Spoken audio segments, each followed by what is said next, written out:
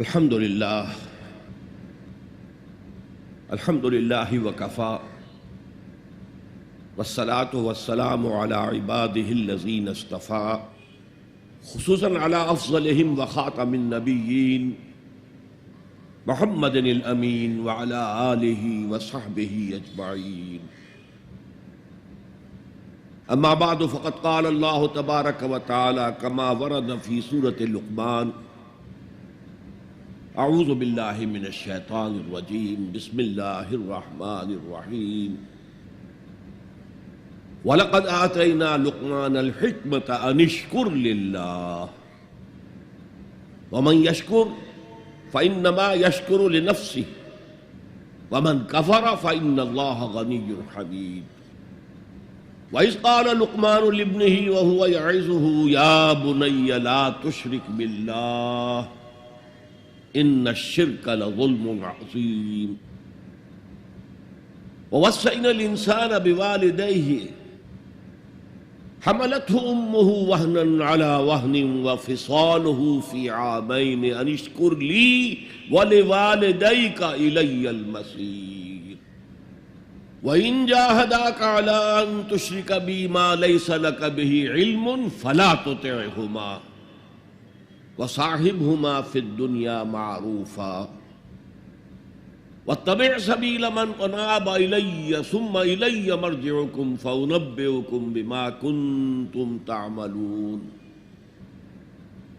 يا بني إنها إن تك مثقال حبة من خردل فتكن في صخرة أو في السماوات أو في الأرض يأت بها الله إن الله لطيف خبير. يا بني أقم الصلاة وأمر بالمعروف وانه عن المنكر واصبر على ما أصابك إن ذلك من عزم الأمور. ولا تصعر خدك للناس ولا تمش في الأرض مرحا إن الله لا يحب كل مختال فخور.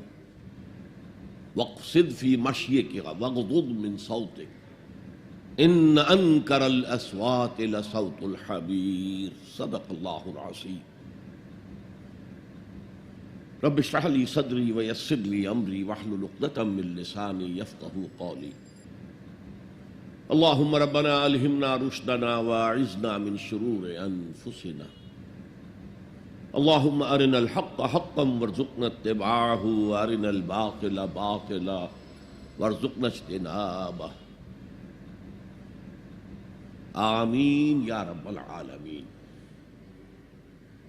معزز حاضرین اور محترم خواتین، السلام علیکم ورحمۃ اللہ وبرکاتہ.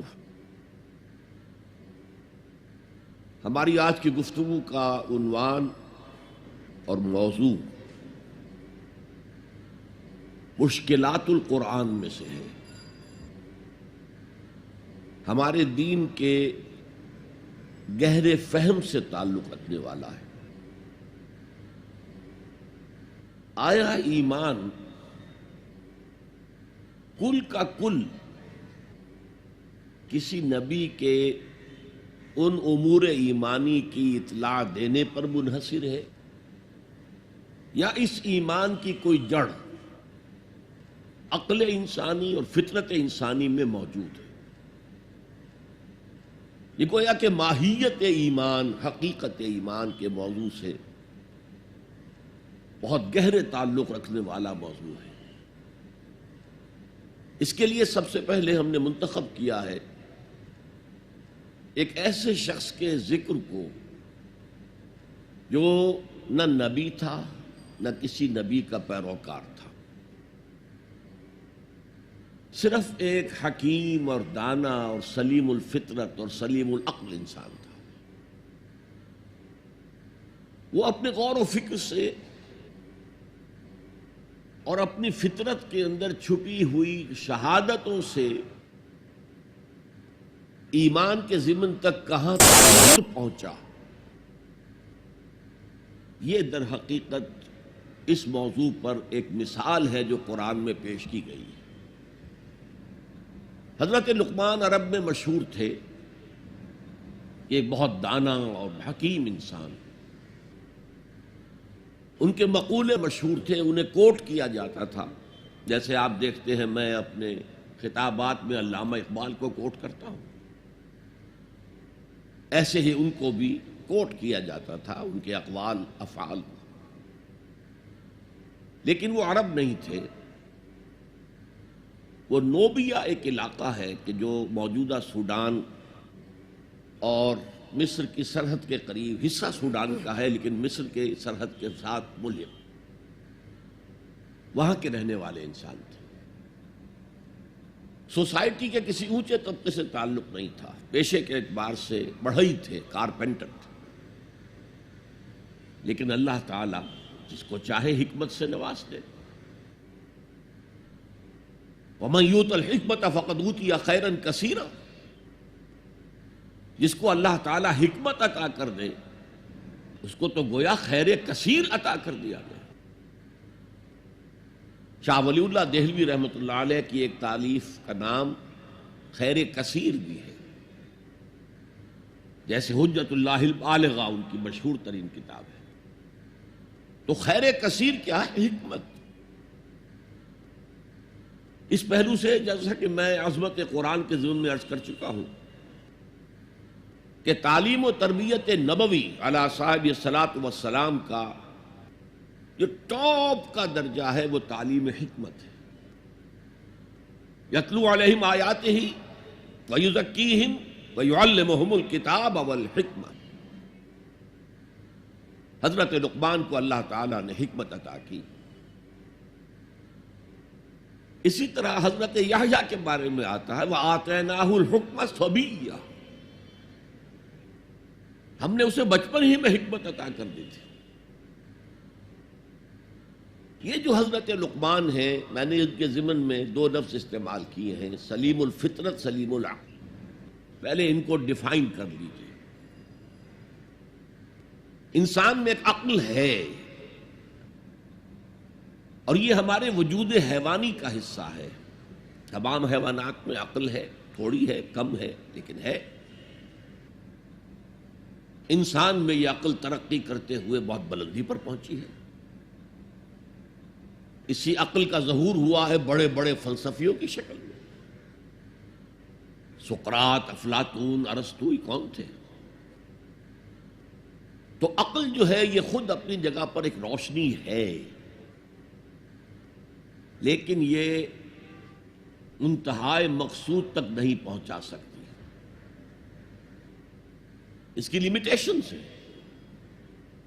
اقبال کہتا ہے گزر جا عقل سے آگے کہ یہ نور چراغ راہ ہے، منزل نہیں ہے. یہ راستہ تو دکھاتی ہے لیکن منزل تک نہیں پہنچا سکتی. دوسری طرف لفظ فطرت ہے. فطرت کسے کہتے ہیں؟ فطرت کا تعلق انسان کے روحانی وجود سے ہے. یہ روحانی وجود جو ہے اپنے اندر کچھ گواہیاں لیے ہوئے ہے. اس وجود کے اندر اللہ کی معرفت اور اللہ کی محبت موجود ہے، لیکن پوٹینشل فارم میں ہے، بالقوہ ہے. اس کا ظہور ایک پروسیس سے ہوتا ہے. اس پروسیس پر ہم بعد میں آج گفتگو کریں گے انشاءاللہ. ابھی صرف ان دونوں اصطلاحات کو پہچان لیجیے. عقل خالص سے اگر کوئی شخص اس کائنات کی گتھی کو سلجھانا چاہے گا، عقل خالص، فطرت کو نظر انداز کرتے ہوئے، فطرت کے اشاروں کو نظر انداز کرتے ہوئے، فطرت کے اشاروں کی کرتا ہے نگہبانی، یا بندہ صحرائی یا برد کوہستانی، وہ فطرت سے قریب تر ہوتا ہے. بڑے بڑے شہروں میں رہنے والے لوگ فطرت سے دور تر ہو جاتے ہیں. بہت سے لوگوں کو آسمان دیکھنے کا موقع نہیں ملتا. اگر جا رہے ہیں دفتر کار میں جا رہے ہیں، اوپر چھت ہے، نکلتے ہی اندر گھس گئے، باہر نکلے ہیں فوراً بیٹھ گئے کار. گھر میں آئے ہیں، اپنے فلیٹ کے کسی مالے پر پہنچ گئے، وہاں کہاں آسمان نظر آئے.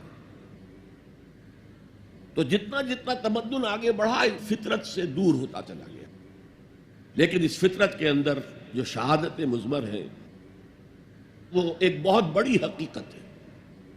اب اگر تو یہ دونوں چیزیں فطرت کے اشارات اور عقل کی رہنمائی، دونوں کے نتیجے میں، دونوں کے امتزاج سے جو شے وجود میں آئے گی اس کا نام حکمت ہے، اور جو عقل خالص سے جو شے وجود میں آئے گی وہ فلسفہ ہے۔ قرآن مجید نے فلسفے کا لفظ استعمال نہیں کیا، عقل خالص اور خالص منطق کے نتیجے میں انسان جہاں تک پہنچتا ہے اسے فلسفہ کہہ سکتے ہیں۔ اور یہ فلسفے جو ہیں، میں نے کسی موقع پر شاید عرض کیا ہے کہ ویسے تو بے شمار ہیں، ایگزسٹانشلزم ہے اور امپیریلزم ہے اور میٹیریلزم ہے اور ریئلزم ہے اور آئیڈیلزم ہے، نہ معلوم کتنے اسم ہیں، لاجیکل پازیٹیوزم ہے برٹرینڈ رسل کا، لیکن یہ دو بڑی بڑی کیٹیگریز میں تقسیم ہے۔ ایک یہ خیال ہے کہ اس کائنات کی اصل بنیاد کچھ آئیڈیاز پر ہے، یہ آئیڈیلزم کہلاتا ہے، یہ افلاطون اس کا بانی ہے اور اس کی شاخیں ہیں۔ ایک یہ کہ نہیں، اصل وہ نہیں، تصورات نہیں، اصل یہ کائنات ہے، یہ ریئل ہے، یہ ریئلزم کہلاتا ہے، اسی کی شاخیں ہیں، امپیریلزم، میٹیریلزم، لاجیکل پازیٹیوزم وغیرہ وغیرہ۔ عقل خالص جو ہے اس کے بارے میں نوٹ کر لیجئے کہ اس کی آخری انتہا یا سکیپٹسزم ہے، ارتیابیت، شک، ہر طرح شک، ہر چیز کے بارے میں شک،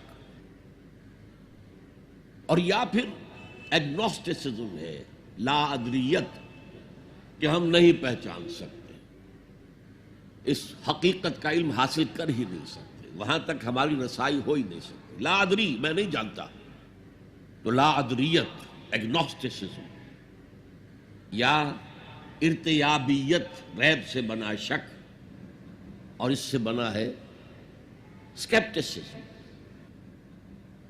اصل میں اگر عقل سفر کرے فطرت کی رہنمائی میں، دونوں کے امتزاج سے ایک یقین پیدا ہوتا ہے، بعض حقائق تک انسان خود پہنچ جاتا ہے، پھر ان حقائق کی جب پرزور تائید ہوتی ہے کسی نبی کے پیغام کے ذریعے تو فوراً لبیک کہتا ہے، جیسے کہ پہلے سے منتظر بیٹھا تھا۔ دیکھنا تقریر کی لذت کے جو اس نے کہا، میں نے یہ جانا کہ گویا یہی میرے دل میں تھا، وہ ایسے آتا ہے، والہانہ آتا ہے، جیسے ابو بکر صدیق آئے۔ حضور فرماتے ہیں، میں نے جس شخص کے سامنے بھی دعوت رکھی اپنی، اس نے کچھ نہ کچھ توقف ضرور کیا، کچھ غور و فکر کے لیے وقت صرف کیا، کچھ نہ کچھ تردد رہا اس کو، سوائے ابو بکر کے، کہ میں نے جیسے ہی اس کے سامنے دعوت رکھی اس نے فوراً تصدیق کی۔ اس کی وجہ کیا ہے؟ وہ ان مقامات تک خود پہنچ چکے تھے اپنی عقل اور فطرت کی رہنمائی میں، تبھی تو تصدیق کر سکتا ہے، ورنہ کتنی بڑی بات ہے، میں اللہ کا رسول ہوں، مجھے مانو، ایمان لاؤ مجھ پر۔ لیکن یہ کہ اگر اندر وہ کچھ موجود ہے پہلے سے، جس بات کی دعوت دے رہے ہیں، تو اس کی تصدیق میں کوئی دیر نہیں لگے گی۔ تو اس کی ایک کامل مثال، غور کیجئے کہ ایک شخص جو نہ نبی ہے نہ رسول ہے، اور اس کا اتنا مفصل ذکر ہو رہا ہے، 8 آیات پر مشتمل ایک رکوع مکمل، اور آپ کو معلوم ہے اس سورت کا نام بھی سورہ لقمان ہے، چونکہ ابھی میں نے رکوع کا لفظ استعمال کیا تو اس کی تعریف بھی آپ کے سامنے بیان کروں۔ حضور کے زمانے میں دو ہی اصطلاحات تھی، آیت سورت، آیات سور،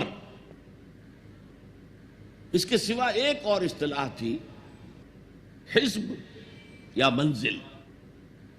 قرآن کی سورتوں کو 7 حصوں میں تقسیم کیا گیا تھا تاکہ روزانہ ایک حصہ کی تلاوت کر کے، جو رات کو ہوتی تھی بالعموم تہجد میں، انسان ایک ہفتے میں قرآن مجید ختم کر لے۔ یہ 3 اصطلاحات تو ہیں دور نبوی کی، آیات، سور، سورتیں، اور احزاب یا منزلیں، یہ چوتھی اصطلاح آئی ہے رکوع، یہ صحابہ کے دور کے بعد ہے۔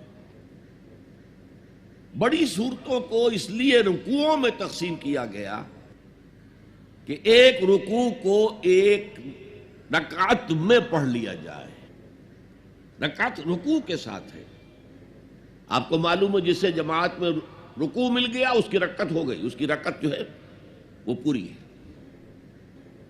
ظاہر بات ہے کہ سورہ بقرہ جو ہے پوری ایک رکعت میں پڑھنا تو ممکن نہیں ہے عام انسان کے لیے، لہذا اسے تقسیم کیا گیا رکوعوں میں، اور یہ تقسیم بڑے ارلی دور میں ہو گئی تھی، دور نبوت کے فوراً بعد، اور یہ تقسیم بڑی حکمت پر مبنی ہے، ایک مضمون مکمل ہو جائے، ایسا نہ ہو کہ ایک بات چل رہی تھی اور اچانک امام جو ہے وہ رکوع میں چلا گیا، بات کٹ گئی، اور پھر کبھی اس نے بات ایسی شروع کر دی جس کا تعلق اپنے ما سبق سے ما قبل سے ہے ہی نہیں۔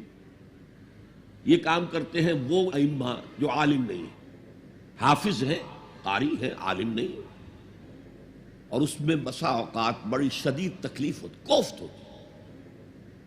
تو یہ رکوع جو ہے ان میں بڑی صورتوں کو تقسیم کیا گیا تاکہ اتنے حصے ہو جائیں کہ ایک رکعت میں ایک انسان تلاوت کر لے اور مضمون پورا ہو جائے، بات کہیں درمیان میں نہ ٹوٹے۔ اب دیکھیے اس پورے رکوع کا اس وقت درس دینا میرے لیے ممکن نہیں ہے، اس کو میں نے صرف ایک شہادت کے طور پر پیش کیا ہے، لیکن اس کے ذریعے ہمیں معلوم ہو جائے گا کہ عقل و فطرت کی رہنمائی میں انسان کہاں تک پہنچ سکتا ہے، جہاں سے آگے صرف عقل و فطرت رہنمائی نہیں کر سکتی۔ فرمایا وَلَقَدْ آتَيْنَا لُقْمَانَ الْحِكْمَةَ أَنِ اشْكُرْ لِلَّهِ، ہم نے لقمان کو حکمت عطا کی تھی کہ کر شکر اللہ کا۔ گویا کہ حکمت کا لازمی نیسیسری تقاضا نتیجہ اللہ کا شکر ہے۔ اب اس میں دیکھیے دو چیزیں مل گئی، شکر اور اللہ کا شکر۔ کس کا شکر؟ ایک کا تعلق فطرت سے ہے، آپ کی فطرت کے اندر یہ شے مضمر ہے، انہیرنٹ ہے کہ اگر کوئی آپ کے ساتھ کوئی خیر کرے، بھلائی کرے، آپ کی کسی ضرورت کو پورا کرے تو اس کے لیے ایک جذبہ تشکر پیدا ہو، جذبہ امتنان قلب میں پیدا ہو، اور آپ اگر کلچرڈ انسان ہیں تو آپ پھر اسے زبان سے بھی ادا کریں گے، جناب آپ کا بہت شکریہ، آپ نے میری یہ ضرورت پوری کی ہے۔ شکر فطرت انسانی کی صحت کی علامت ہے، جس کو میں نے کہا سلیم الفطرت، یہاں تک کہ یہ حیوانات میں موجود ہے۔ آپ کسی پیاسے جانور کے سامنے پانی کی بالٹی رکھ کے، اب وہ دیکھیے جب وہ اپنی پیاس بجھا کر نگاہیں اٹھا کر آپ کو دیکھے گا تو اس کی آنکھوں کے اندر جذبہ تشکر جو ہے جھلکتا ہوا صاف نظر آ جائے۔ تو فطرت کا تقاضا ہے، فطرت کی صحت کا تقاضا ہے کہ جذبہ تشکر موجود۔ عقل کا تقاضا یہ ہے کہ اس ہستی کو پہچانے جس کے لیے کہ یہ شکر ہے۔ سب سے پہلے آپ کو معلوم ہے جیسے کہ آگے چل کر آیا انشکر لی ولوالدیک، سب سے پہلا شکر جو انسان میں ہوتا ہے وہ اپنے والدین کے لیے ہوتا ہے۔ پالا پوسا، تکلیفیں اٹھائیں، اپنا پیٹ کاٹا اور ہمیں کھلایا، اپنی نیند جو ہے کھوئی، لیکن ہمارے اگر کوئی ہماری تکلیف لاحق تھی تو اس کا مداوع کرتے رہے۔ اس سے آگے انسان سوچتا رہا اس ہوا سے مجھے بہت فائدہ ہوتا ہے، یہ آگ میرے لیے بہت مفید ہے، سب سے بڑھ کر یہ سورج ہے، تو ان کے لیے بھی ایک جذبہ تشکر ابھرا۔ لیکن ایک شکر تو اس ہستی کا ہوتا ہے جس کو انسان خود بھی کوئی بدلہ دے سکے۔ ہل جزاء الاحسان الا الاحسان، والدین کے تشکر کا آپ حق ادا کر سکیں گے اگر بوڑھے والدین آپ کے پاس ہوں۔ اما یبلغن عندک الکبر احدہما او کلاہما فلا تقل لہما اف، ولا تنہرہما وقل لہما قولا کریما واخفض لہما جناح الذل من الرحمۃ وقل رب ارحمہما کما ربیانی صغیرا۔ اور اگر تمہارے پاس تمہارے والدین میں سے کوئی ایک یا دونوں بڑھاپے کی عمر کو پہنچ ہی جائیں تو دیکھنا کبھی انہیں اف تک نہ کہنا، کبھی انہیں جھڑکنا نہیں، ان سے بات کرنا بہت ادب کے ساتھ، اور اپنے کندھوں کو جھکا کر رکھنا ان کے سامنے، سینہ تان کے بات نہ کرنا۔ اور سب سے بڑھ کر یہ کہ اللہ سے دعا کرنا کہ اللہ میں ان کا حق ادا کرنے سے قاصر ہوں، تو ہی ان پر رحم فرما، میں تجھ سے رحم کی درخواست کر رہا ہوں، میری اس درخواست کو شرف قبول عطا کرتے ہوئے ان پر رحم فرما۔ یہ گویا کہ آخری ہے وَقُلْ رَبِّ ارْحَمْهُمَا كَمَا رَبَّيَانِي صَغِيرًا۔ بہرحال بڑھاپے میں خدمت کی ہے تو کچھ نہ کچھ تو حق ادا کیا ہے، لیکن اگر کسی ایسا شے کا معاملہ ہے، میں بہت زیادہ وقت نہیں دینا چاہتا اور درمیانی کڑیاں بھی بیان کرتا، سورج ہے اس کی ساری حرارت سے یہ سارا نظام چل رہا ہے، یہ بھی کہتے ہیں سورج ہی کا ٹوٹا ہوا ٹکڑا ہے یہ زمین، اسی سورج کی حرارت سے فصلیں پکتی ہیں، اسی سورج کا عمل تو ہے جو پانی کو بخارات بنا کر اٹھا رہا ہے سمندر سے، اسی سورج کے اتار چڑھاؤ سے ہواؤں کا نظام ہے، اسی سولر انرجی کو توارے درخت جو ہے جذب کر رہے ہیں، اور ان کی لکڑی کو جلا کر وہی سولر انرجی ان میں سے تم نکال لیتے ہو۔ گویا کہ انسانی زندگی کا جہاں تک انسان سوچ تک ہے وہ دار و مدار سورج پر ہے، لیکن سورج کا شکریہ کیسے ادا کریں، اس کے ساتھ کیا احسان کریں، کیا بھلائی کریں، کیا خدمت کریں؟ لیکن اگر نہ کیا جا سکے تو آدمی سر ٹیک دیتا ہے، تعظیم کرتا ہے، یہیں سے شکر بڑھ کر عبادت کی شکل اختیار کرتا ہے۔ اور آپ کو معلوم ہے پوری دنیا میں اللہ کے سوا سب سے زیادہ جس کو پوجا گیا ہے وہ سورج ہے، لیکن عقل کی ایک چھلانگ اور ہے، صرف ایک چھلانگ۔ یہ سورج اور چاند تو ایک نظام میں جکڑے ہوئے معلوم ہوتے ہیں، ہر روز ایک ہی نظام سے معاملہ چل رہا ہے، کوئی اور ہے جس کے نظام میں یہ جکڑے ہوئے ہیں، یہ ایک چھلانگ ہے۔ یہی چھلانگ لگائی حضرت ابراہیم علیہ السلام نے، تارا ستارہ چاند سورج سب کی نفی کر کے انی وجہت وجہی للذی فطر السماوات والارض حنیفا وما انا من المشرکین۔ یہ ہے عقل کا معاملہ، فطرت شکر کا جذبہ، عقل اس ہستی کو پہچان لینا کہ جو تمام ہماری نعمتوں کا عطا کرنے والا ہے۔ انشکر للہ، شکر کر اللہ کا، وَمَن يَشْكُرْ فَإِنَّمَا يَشْكُرُ لِنَفْسِهِ، اور جو کوئی شکر کرتا ہے اللہ کا وہ اپنے ہی بھلے کو کرتا ہے۔ کیوں؟ اب اس کی شخصیت کے ارتقاء کے لیے، ترقی کے لیے، استحکام کے لیے ایک راک فاؤنڈیشن فراہم ہو گئی ہے، اس کی شخصیت کا ارتقاء ہوگا، اس کی شخصیت بنے گی، اس کی خودی توانا ہوگی۔ ومن کفر، اب یہاں پہچانیے لفظ کفر کو، یہ شکر کے مقابلے میں آ رہا ہے۔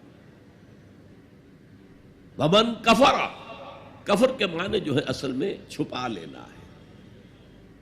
کفارہ کسے کہتے ہیں؟ گناہ کا کفارہ ہے، قسم کھائی تھی توڑ رہا ہوں، کفارہ دے رہا ہوں، یا کہیں کہہ بیٹھا تھا اپنی بیوی کو تم میری ماں کی طرح ہو، اس کو کفارہ دینا ہے، سورہ مجادلہ میں ذکر ہے۔ تو ڈھانپ دینا یعنی فطرت سے ابھرنے والے اس جذبے کو روک دینا، جذبہ تشکر کو دبا دینا، یہ کفر ہے۔ اور اس کے ساتھ ایک لفظ جو بہت عام آتا ہے،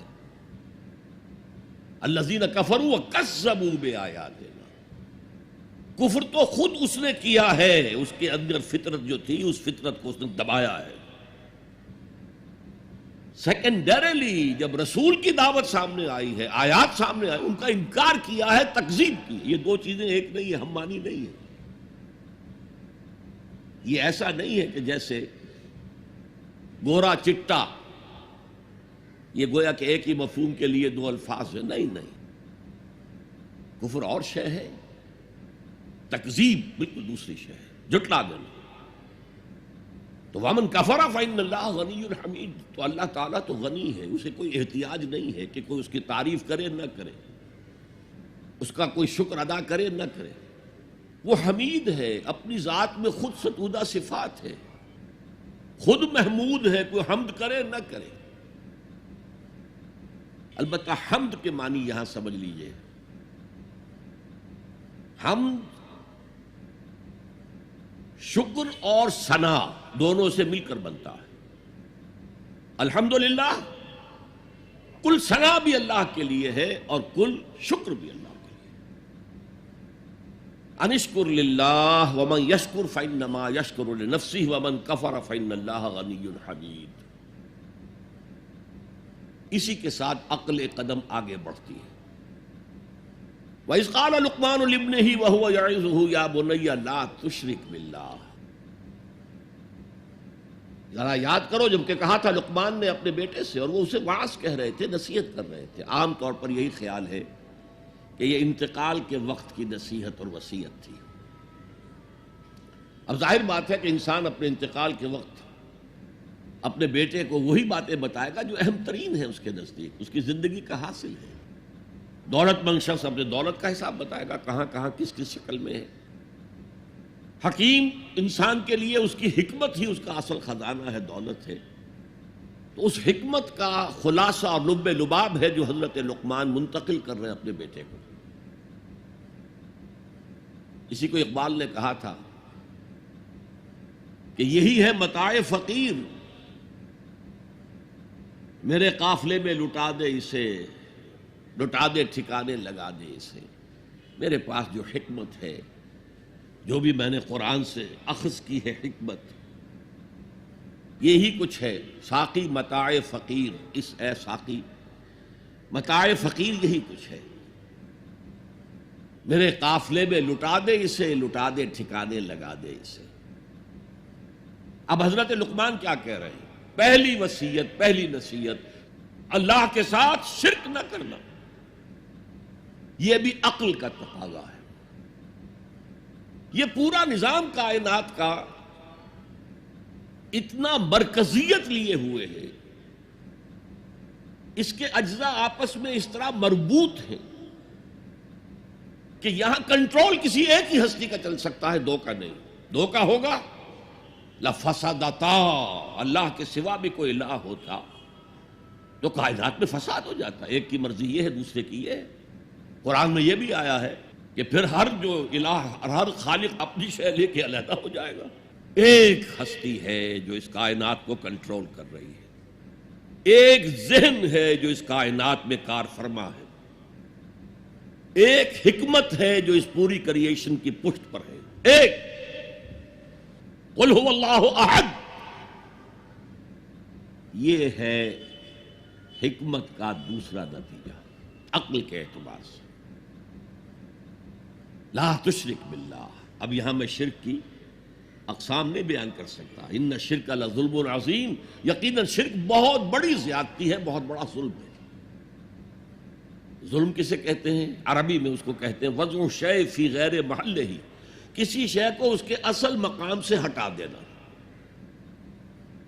اور شرک کی دو ہی شکلیں ہیں، یا تو خدا کو اس کے اصل مقام رفیع سے اتار کر مخلوقات کی صف میں لے آتے ہیں، اس میں کوئی احتیاج ثابت کر دیتے ہیں، یا جیسے تورات میں اس کے جو بھی مرتبین تھے، اس کی تباہی کے بعد 587 قبل مسیح میں تورات تباہ ہو گئی تھی، اس کے کوئی 100 سال بعد کچھ لوگوں نے اپنی یادداشتوں سے مرتب کی ہے، وہ ہے اس وقت تورات کے نام سے جو دنیا میں ہے، اصل تورات نہیں ہے۔ اس کے جو مرتبین ہیں انہوں نے یہ بھی لکھ دیا ہے کہ حضرت یعقوب کی اور اللہ کی کشتی ہوئی اور حضرت یعقوب نے اللہ کو پچھاڑ دیا. یہ بھی ہے انسانی سطح پر لے آئے، یا پھر مخلوقات میں سے کسی کو اللہ کی جگہ پہنچا دیا. دونوں جو ہیں ظلم، یعنی وضع شے فی غیر محلہ، شے کو اس کی اصل حقیقت سے، اصل جگہ سے، اصل مقام سے، اصل مرتبے سے ہٹا دینا. ان الشرک لظلم عظیم. شرک فی الذات بدترین شرک ہے. اللہ کی ذات میں بیٹا ماننا، بیٹی ماننا، یا یہ اللہ ہی نے اس کائنات کی شکل اختیار کر لی، ہر چیز خدا ہے. فلسفوں میں یہ ہماؤس کا فلسفہ، یہ شرک فی ذات کی بدترین صورت ہے، بدترین صورت ہے. پھر شرک فی صفات ہے. بدقسمتی سے ہماری زبان میں الفاظ، صفات کے لیے جو الفاظ ہیں وہ مشترک ہیں اللہ میں اور مخلوق میں. اللہ موجود ہے، ہم بھی موجود ہیں. اللہ علیم ہے، ہم بھی علیم ہیں. عالم ہے، علامہ بھی ہے، علامہ. یہ جو اشتراک لفظی ہے اس سے بھی مغالطے پیدا ہوتے ہیں. اللہ کی جملہ صفات اس کی ذاتی ہے، قدیم ہے جیسے اس کی ذات قدیم ہے، اور غیر انتہائی ہے، لامحدود ہے. جبکہ مخلوقات کی ہر صفت عطائی ہے، اللہ کی دی ہوئی ہے، ذاتی نہیں ہے، محدود ہے، لامحدود نہیں ہے. اور جیسے اس کا وجود حادث ہے اس کی صفت بھی حادث ہے. یہ فرق اگر ملحوظ رہے تب تو آدمی بچ جائے گا شرک فی صفات سے، ورنہ گڑبڑ ہو جاتا ہے معاملہ. پھر شرک فی الحقوق، اللہ کا حق ہے کہ اس کی بندگی کی جائے، اس کا حکم مانا جائے، اس کا قانون نافذ کیا جائے، اس کی حاکمیت تسلیم کی جائے. اس میں اگر آپ آ کر شریک ہو گئے، ہم خود حاکم ہیں، حاکمیت جمہور، سلطانی جمہور کا آتا ہے زمانہ، جو نقش کہن تم کو نظر آئے مٹا دو. شرک ہے. فرعون خدائی کا دعویٰ کر کے عظیم ترین شرک کا ارتکاب کر رہا تھا. نمرود نے خدائی کا دعویٰ کیا، عظیم ترین شرک کا ارتکاب کر رہا. یہ شرک کی میں نے 3 موٹی، اس میں تفاصیل ہیں بہت. تو اس قال لقمان لابنہ وہو یعظہ یا بنی، اب بنیہ کو نوٹ کیجئے، اے میرے چھوٹے سے بچے. اس کا یہ مطلب نہیں ہے، یہ پیار سے ہے. والدین کے لیے بیٹے جوان ہو جائے تب بھی بچے ہی رہتے ہیں، وہ محبت ان سے اسی طرح کرتے ہیں جیسے چھوٹے بچوں سے کی جائے. تو یہ اس میں تصغیر ہے، یا بنی، اے میرے چھوٹے سے بچے، لا تشرک باللہ، اللہ کے ساتھ شرک مت کیجو، ان الشرک لظلم عظیم، شرک بہت بڑا ظلم ہے. ووصینا الانسان بوالدیہ. اب حضرت لقمان کی نصیحتوں کا سلسلہ توڑ کر بیچ میں اللہ ایک وصیت خود اپنی کر رہے ہیں یا اس کا اثبات کر رہے ہیں. اور ہم نے وصیت کی ہے انسان کو اس کے والدین کے بارے میں. یہ بھی فطرت انسانی میں ہے، والدین کا شکر ادا کرنا، والدین کے حقوق تسلیم کرنا، ماننا، ان کی خدمت کرنا. بچپن میں انہوں نے انگلی پکڑ کر تمہیں چلایا تھا، اب ہو سکتا ہے بوڑھے باپ کو انگلی پکڑ کر آپ کو چلانا پڑے. تو اس کو اپنی طرح منسوب کیا. کیوں؟ اگر حضرت لقمان کہتے تو اس میں ذرا جھجک والی بات تھی کہ اپنے حقوق اپنے بچے کو بتا رہے ہیں. اللہ نے مضمون کی تکمیل کے لیے ووصینا الانسان بوالدیہ. اس سے پہلے سورہ عنکبوت میں آیا ہے ووصینا الانسان بوالدیہ حسنا. ہم نے انسان کو وصیت کی ہے والدین کے حق میں بھلائی کی، نیک سلوک کی. اچھا، والدین میں سے والدہ کا معاملہ والد کے مقابلے میں بہت بڑھ کر ہے.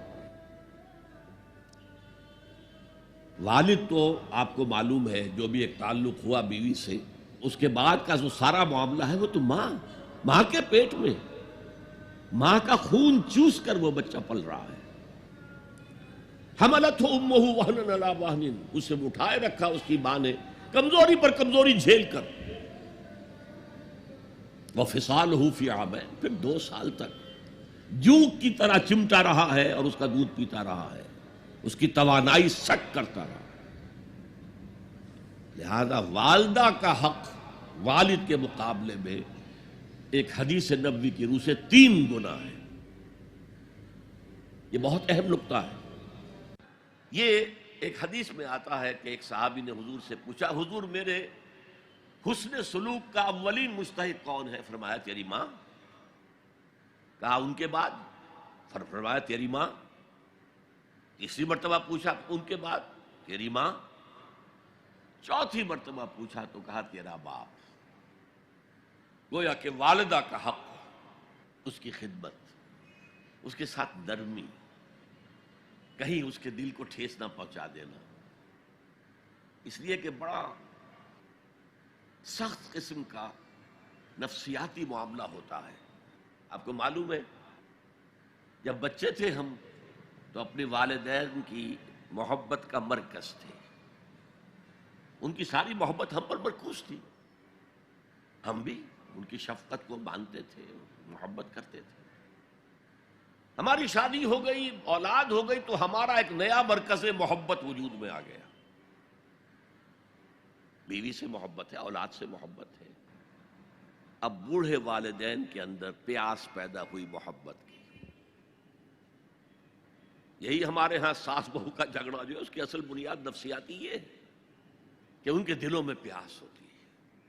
اب اگر ان کی دلجوئی کی جائے، ان کو وقت دیا جائے، ان کے پاس بیٹھا جائے، ان کی باتیں سنی جائیں، تب تو ان کو کچھ نہ کچھ جو ہے تسکین ہوتی ہے، ورنہ ایک بڑا احساس محرومی شدید پیدا ہو جاتا ہے والدین کے اندر۔ یہی وجہ ہے کہ صرف 2 چیزیں ہیں جن کا محض دیکھنا تعظیم اور محبت کے ساتھ موجب ثواب ہے، عبادت ہے۔ خانہ کعبہ کو محض دیکھنا عبادت ہے، بیٹھ کر تعظیماً دیکھتے رہو، طواف بھی نہیں کر رہے، دیکھنا بھی عبادت ہے۔ اور بوڑھے والدین کو محبت بھری نگاہ سے دیکھنا عبادت ہے۔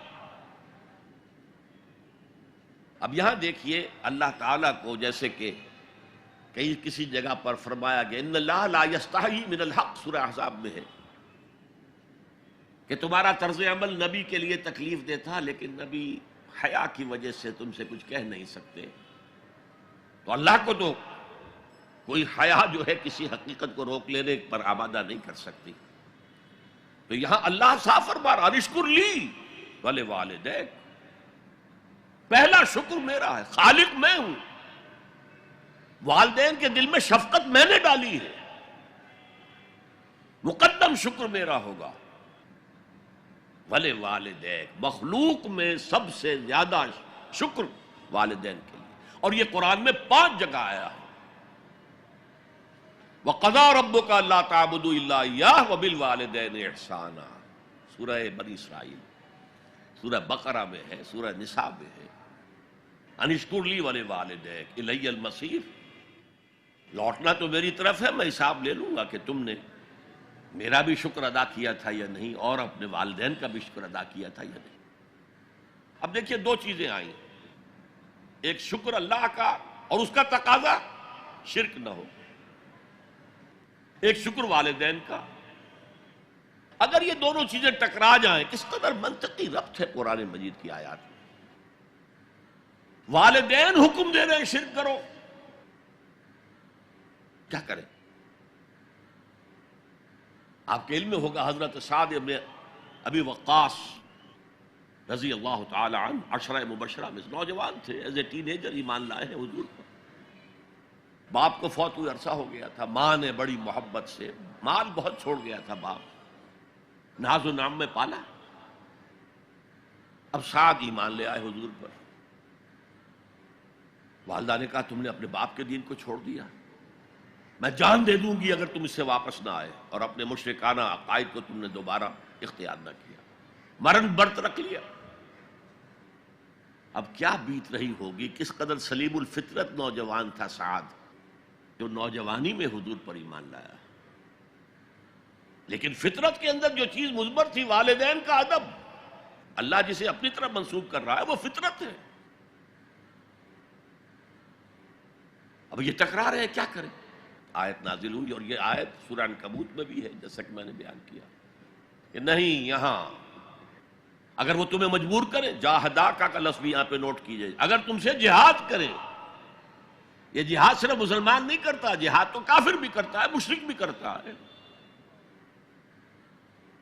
لیکن جہاد ہے، مجبور کر رہے ہیں، پریس کر رہے ہیں کہ اپنے آبائی دین میں واپس آ جائے۔ مصعب بن عمیر کو برہنہ مادرزاد کر کے چچا نے نکال دیا، نہایت ناز و نام میں پلا ہوا نوجوان۔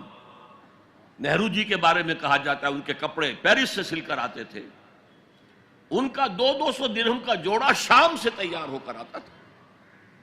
باپ اتنی دولت چھوڑ گیا، اور جہاں سے مصعب گزر جاتا تھا تو خوشبو اتنی رچی بسی ہوتی تھی ان کے لباس میں کہ پوری گلی، پورا بازار مہک جا رہا ہے، لوگ ہاں مصعب جا رہا۔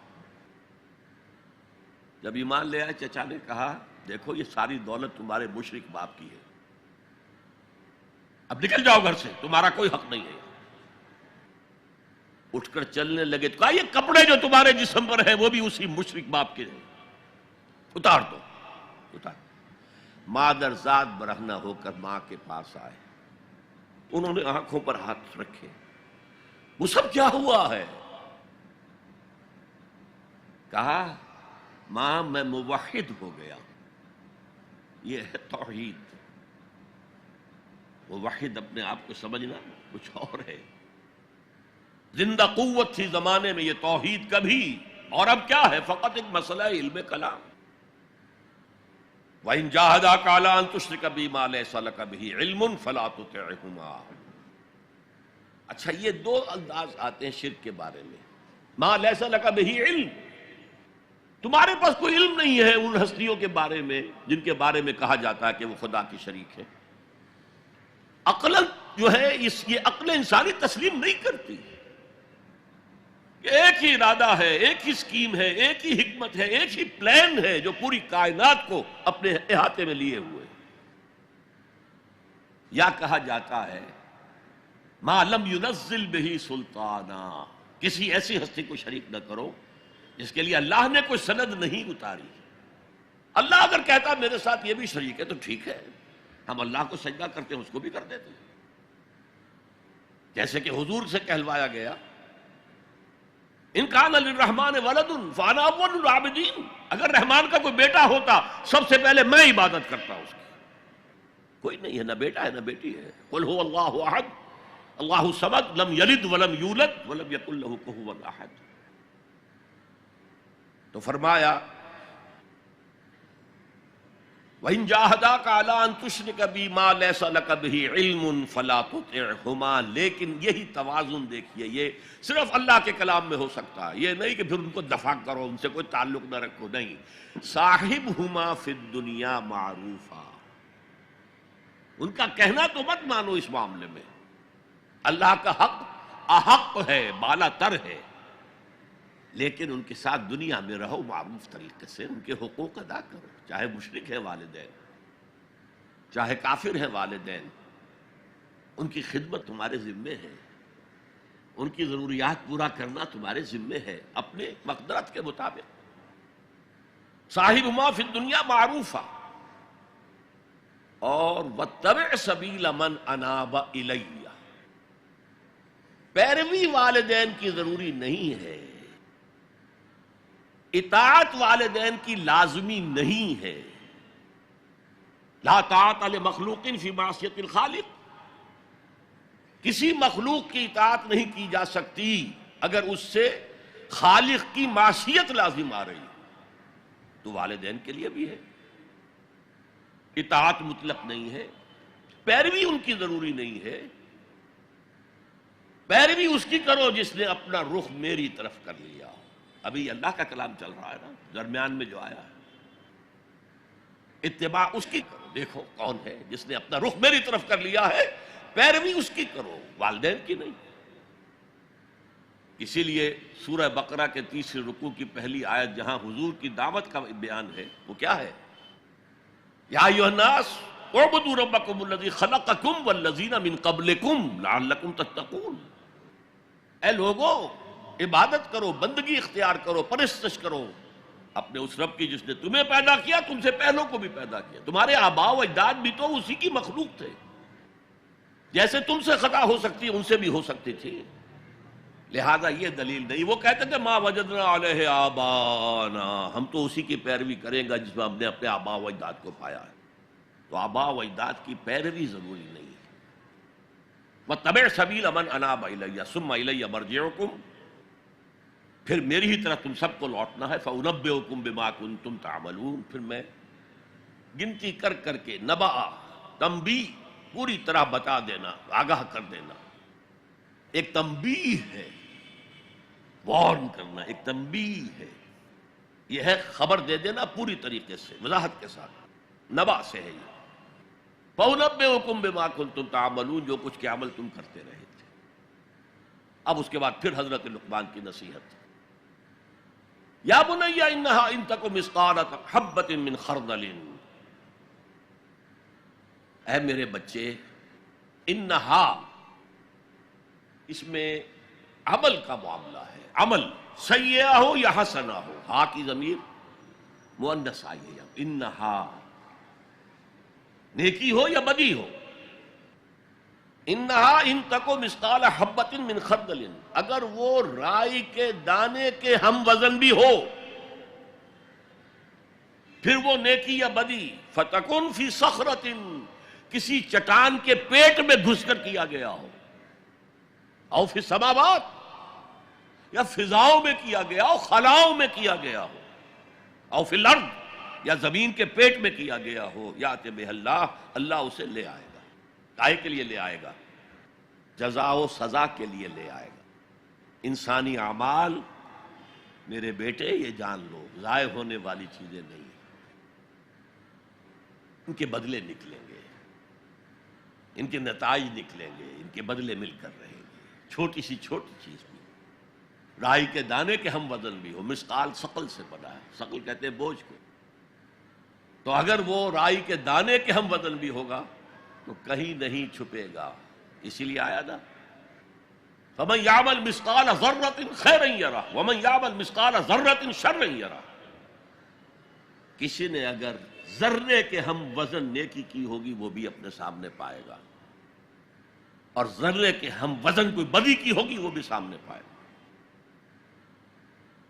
ان اللہ لطیف خبیر، یقیناً اللہ تعالی لطیف ہے، باریک بین ہے، اور خبیر ہے، باخبر ہے، ہر شے سے باخبر ہے. لا یخفی علیہ شیء فی الارض ولا فی السماء، کوئی شے اس پر مخفی نہیں ہے، نہ زمین کی نہ آسمانوں کی. تیسری نصیحت، یا بنی اقم الصلاۃ وامر بالمعروف وانہی عن المنکر واصبر علی ما اصابک. اے میرے بچے، نماز قائم رکھ. اب نماز سے مراد کون سی نماز ہے؟ آپ اس سے اپنی نماز نہ سمجھیے. ہم سے پہلے بنی اسرائیل کے اندر کچھ اور نماز کی شکل تھی، ہمیں کچھ اور نماز کی شکل دی گئی ہے. ہمیں نماز کے اوقات اور دیے گئے، ان کے کچھ اور تھے. لیکن کیا شے مشترک ہے؟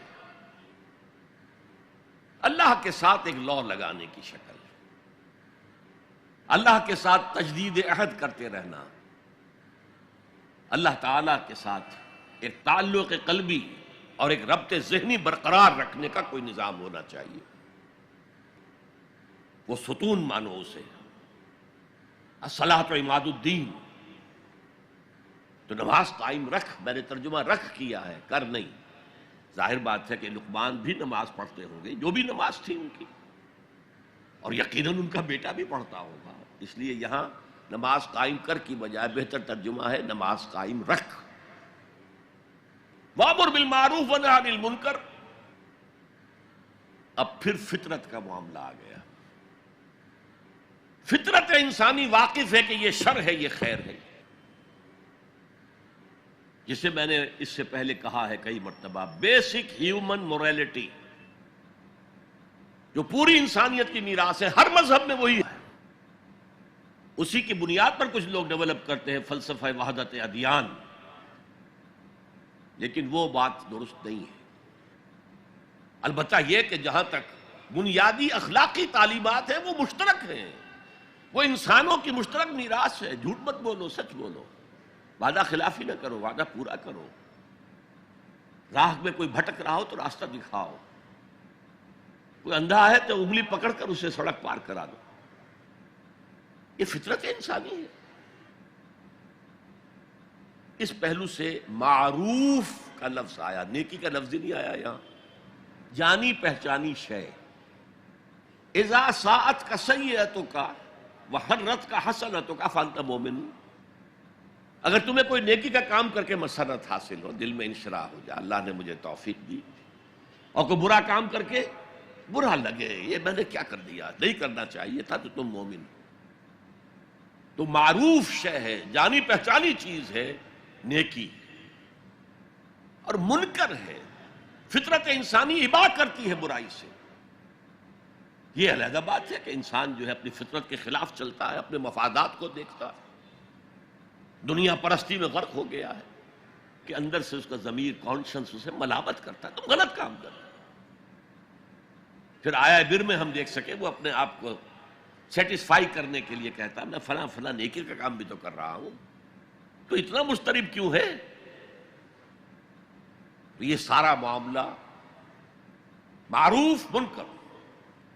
یا بنی اقم الصلاۃ وامر بالمعروف وانہی عن المنکر. اے میرے بچے نماز قائم رکھیو. انتقال کے وقت کی یہ وصیت ہے. اور نیکی کا حکم دیتا رہیو، معروف شے کا پرچار کریو. یہ وہی مضمون آ گیا سورۃ العصر کا. والعصر ان الانسان لفی خسر الا الذین آمنوا وعملوا الصالحات وتواصوا بالحق وتواصوا بالصبر. یا بنی اقم الصلاۃ، یہ عمل صالح. شرک سے بچ گئے، یہ ایمان ہے، توحید ہے. وامر بالمعروف ونہی عن المنکر، حکم دے نیکی کا، بھلائی کا، معروف کا، اور روک منع کر منکر سے، جس سے ابا کرتی ہے انسان کی فطرت، جس میں وہ جانتی ہے کہ یہ کام اچھا نہیں. وَاصْبِرْ عَلَىٰ مَا أَصَابَكَ، وہ صبر بھی آ گیا، وَتَوَاصَوْا بِالصَّبْرِ، اور پھر جو بیتے اس پر صبر کیجو. اس لیے کہ امر بالمعروف اور نہی عن المنکر بڑا کڑوا فعل ہے. یہ خاص طور پر نہی عن المنکر کسی کو اچھا نہیں لگتا، ریزنٹمنٹ ہوتی ہے. بچے بھی جیسا کہ میں عرض کر چکا ہوں، اگر آپ کہہ دیں بھئی یہاں مت کھیلو، یہ کھیلنے کی جگہ نہیں ہے، تو پھر اکثر و بیشتر اپنی عزت سلامت لے کر گھر جانا ممکن نہیں ہوگا. اور جو سب سے بڑا حق ہے، یہ زمین، یہ کائنات اللہ کی ہے، وہ اس کا حاکم ہے، اس کی حاکمیت قائم کرو. تو جو خدا بنے بیٹھے ہوں اپنی حاکمیت کا سکہ چلا رہے ہیں، وہ برداشت کریں گے؟ یہ دیکھیے عیسائیت میں بھی یہ تصور موجود ہے. آخر ہے تو حضرت عیسیٰ نبی تھے نا، اللہ کے رسول تھے. ان کی جو سورہ فاتحہ ہے، جیسے ہماری نماز کی کوئی رکعت نہیں ہو سکتی سورہ فاتحہ کے بغیر، اسی طرح لارڈز پریئر ہے ان کی جو سورہ فاتحہ کی جگہ ہے. اور اس میں یہ جملہ دائی kingdom come thy will be done on earth as it is in heavens. اے رب تیری حکومت آئے، تیری سلطنت آئے، جسے آسمانی بادشاہت بھی کہا گیا ہے. اے رب تیری بادشاہی آئے، thy kingdom come, thy will be done on earth. تیری مرضی زمین پر بھی اسی طرح پوری ہو as it is in heavens، جیسے آسمانوں میں پوری ہو رہی ہے. پوری کائنات تو تیرے حکم کے آگے سر بسجود ہے. دنیا میں تیرے خلاف بغاوت ہو گئی. اے رب تیری حکومت یہاں بھی قائم ہو جائے، یہاں بھی تیری مرضی کے مطابق معاملات ہیں. اب اس میں ظاہر بات ہے ریزنٹمنٹ ہوگا. جو خدائی کا تخت جمائے بیٹھے ہوں، جن کے ویسٹڈ انٹرسٹ ہوں، جو اس معاشرے میں پریولیج کلاسز ہوں، وہ کبھی گوارا نہیں کریں گے. تو یہ معمولی سی ریزنٹمنٹ کے ساتھ ساتھ بڑے سے بڑے ٹارچرز آئیں گے، سزائیں دی جائیں گی، مارا جائے گا، قتل کیا جائے گا، جیلوں میں بھرا جائے گا، لیکن فرمایا وَاصْبِرْ عَلَىٰ مَا أَصَابَكَ، جو بھی پڑے تم پر پھر جھیلو اور برداشت کرو۔ إِنَّ ذَلِكَ مِنْ عَزْمِ الْأُمُورِ، یہ بڑے عظیمت کے کاموں میں سے ہے، بڑے عزم اور ہمت کی ضرورت ہے، اس کے لیے بڑی قوی قوت ارادی کی ضرورت ہے، بہت پختہ ڈٹرمینیشن کی ضرورت ہے، یہ معمولی باتیں نہیں ہیں۔ یا بنی اقم الصلاۃ وامر بالمعروف وانہی عن المنکر واصبر علی ما اصابک ان ذلک من عزم الامور۔ اب اس کے بعد دو چیزیں عام اخلاقیات میں سے، ولا تصعر خدک للناس، اپنے گال پھلا کر نہ رکھو لوگوں کے سامنے، اس لیے کہ جو شخص اس مقام پر پہنچ گیا ہے اب اس پر شیطان کا حملہ ایک ہی ہو سکتا ہے، اور وہ یہ کہ تکبر پیدا ہو جائے، دوسرے انسانوں کو وہ حقارت سے دیکھے، یہ کن گندگیوں میں پڑے ہوئے ہیں، یہ نالی کے کیڑے ہیں، نفرت پیدا ہو جائے، تکبر پیدا ہو جائے۔ سعر جو ہے ایک بیماری کا نام تھا جو کہ گردن میں اونٹ کے ہوتی تھی، جس کے اونٹ ٹیڑھی ہو جاتی تھی، تو یہ جسے آپ کہتے ہیں کج رخی، کج کلاہی، ٹوپی بھی کج رکھی ہوئی ہے، اور کوئی آپ سے بات کرتا ہے تو اس کی طرف منہ کر کے جواب نہیں دیتے، ایسے ہی جواب دے دیا۔ حضور کے بارے میں آتا ہے کہ کوئی بھی شخص اگر آپ سے بات کرتا تھا آپ پورے اس کی طرف مڑ کر اس کی بات سنتے تھے، یہ نہیں کہ بے اعتنائی کے ساتھ بس بات سن لی نہیں۔ وَلَا تُصَعِّرْ خَدَّكَ لِلنَّاسِ وَلَا تَمْشِ فِي الْأَرْضِ مَرَحًا، اور زمین میں اترا کر نہ چلیو، اکڑ کر نہ چلیو۔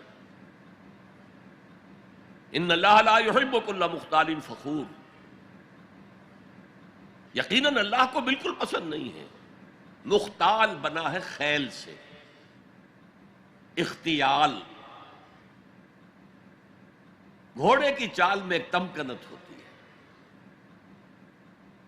وہ تمکنت آپ اپنی چال میں اختیار کریں گے تو وہ آپ کے غرور ذہنی کا انڈیکس ہوگا، اندر کا غرور ظاہر ہوگا کہ اس چال سے، گھوڑے کی تمکنت والی چال، وَلَا تَمْشِ فِي الْأَرْضِ مَرَحًا ان اللہ لا يحب كل مختال فخور،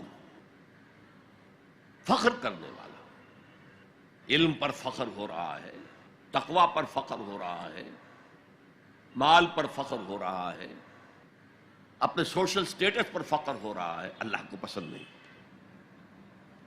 وَاقْصِدْ فِي مَشْيِكَ، اپنی چال میں میانہ روی اختیار کرو، نہ بہت تیز نہ بہت آہستہ، لیکن یہ اصل میں مراد ہے پوری زندگی میں ایک میانہ روی۔ اگر کوئی تنگی ہے تو بالکل ہاتھ کھینچ نہ لو، اگر کشادگی ہو گئی ہے تو اسراف اور تبذیر سے کام مت لو، میانہ روی اختیار کرو، درمیانی راستہ، اپنی چال میں، اپنی روش میں کہہ لیجئے، اپنی روش میں میانہ روی اختیار کرو۔ وَاغْضُضْ مِنْ صَوْتِكَ، اور اپنی آواز کو پست رکھو۔ یہاں تھوڑی سی وضاحت ضروری ہے۔ حدیث ہمیں یہ ملتی ہے کہ حضور جب خطبہ دیتے تھے تو الفاظ عَلَىٰ صَوْتُهُ، آپ کی آواز بہت بلند ہو جاتی تھی، وَاحْمَرَّتْ عَيْنَاهُ، آپ کی دونوں آنکھیں سرخ ہو جاتی تھی، آپ اس طرح خطبہ دیتے تھے جیسے کوئی سپہ سالار اپنی فوج کو لڑنے پر آمادہ کر رہا۔ لہذا یہ وقت وقت کی بات ہے۔ یہاں مراد کیا ہے؟ کسی وقت آپ کا کوئی آرگومنٹ کسی کے ساتھ ہو رہا ہے and you feel that you are losing the ground، آپ اپنی آواز بلند کر دیتے ہیں، اس کو اپنی آواز سے دبانا چاہتے ہیں، یہ نہیں۔ فرمایا مقصد فی مشیک وغضض من صوتک ان انکر الاصوات لصوت الحمیر، آواز کا بلند ہونا کوئی آواز کا حسن نہیں ہے، اگر ایسا ہوتا تو گدھے کی آواز بہت بلند ہوتی ہے لیکن کسی کو پسند آتی ہے، اور یہاں انکر کا لفظ آ گیا، وہی منکر، ناپسند ہونا، اس میں سے انکر افعل کے وزن پر، کبیر سے اکبر، صغیر سے اصغر، علیم سے اعلم، اب اس کا تجزیہ کیجئے ان 8 آیات کا. اگر تو یہ کسی نبی کے امتی ہوتے تو اس کا بھی نام لیتے، اس کا بھی اتباع کرو، سنت کو مضبوطی سے پکڑو. جیسے شیخ عبد القادر جیلانی کی وصایا ہیں جو انہوں نے اپنے بیٹے کو کی، شاہ ولی اللہ دہلوی کی وصایا ہے. کسی نبی کے امتی ہوتے تو یہ کہتے، نبی ہوتے تو جو کتاب اتری ہوتی کہتے تمسک بالکتاب، دیکھنا مضبوطی سے پکڑے رکھنا کتاب. یا خذ الکتاب بقوہ وآتیناہ الحکم صبیہ، کتاب کو مضبوطی سے تھامو. اس کی کوئی یہاں تلقین نہیں ہے. اچھا، جزائے اعمال کے بارے میں تو کہا اعمال ضائع نہیں ہوں گے. انسانی اعمال نیکی کے ہوں بدی کے ہوں ان کا نتیجہ نکل کر رہے گا، لیکن یوم قیامہ، آخرت، وزن اعمال، جنت، دوزخ، جو امور صرف نبی کے ذریعے معلوم ہو سکتے ہیں ان میں سے کسی ایک کا بھی ذکر نہیں. لہذا نہ وہ کسی نبی کے امتی تھے نہ خود نبی تھے. صرف فطرت، عقل سلیم، فطرت سلیمہ کی روشنی میں جہاں تک انسان پہنچ سکتا ہے اس کو یہاں بیان کر دیا گیا. اب نوٹ کیجئے ایک نقطہ، سورہ فاتحہ جو ہماری نماز کا جزو لازم ہے اس میں یہی بات آپ کو ملے گی. ایسا شخص ہے جو پڑھ رہا ہے الحمدللہ، وہ کہہ رہا ہے حمد، الحمدللہ رب العالمین، کل شکر، کل ثنا اللہ کے لیے ہے جو تمام جہانوں کا رب ہے. الرحمن الرحیم، مالک یوم الدین، ایاک نعبد و ایاک نستعین. اب اہدنا الصراط المستقیم جو کہہ رہا ہے وہ کاہے کے لیے کہہ رہا ہے؟ یہ کس شخص کو ریپرزینٹ کیا جا رہا ہے؟ کون ہے یہ؟ کس کی دعا یہاں نقل کی جا رہی ہے؟ یہاں قل بھی نہیں ہے، ورنہ آخر میں قل اعوذ برب الفلق، قل اعوذ برب الناس، وقل رب زدنی علما، یہاں تو نہیں ہے. اور یہ پورے قرآن مجید کی ام الکتاب، الفاتحہ، الشافیہ، الکافیہ، ام الکتاب. یہ اس کا اصل مخاطب نوٹ کیجئے، قرآن مجید کا اصل مخاطب وہ سلیم الفطرت اور سلیم العقل انسان، جن کے اندر نیکی بدی کا شعور بھی موجود ہو، جو نیکی کی راہ پر چلنا چاہیں اور بدی سے بچنا چاہیں.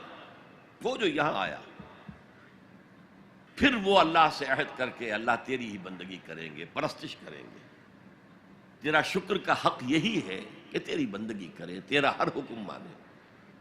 البتہ یہ کام بہت مشکل ہے، زندگی کے ہر معاملے میں تیرا حکم ماننا آسان نہیں، لہذا تجھ ہی سے مدد چاہتے ہیں. ایاک نعبد و ایاک نستعین.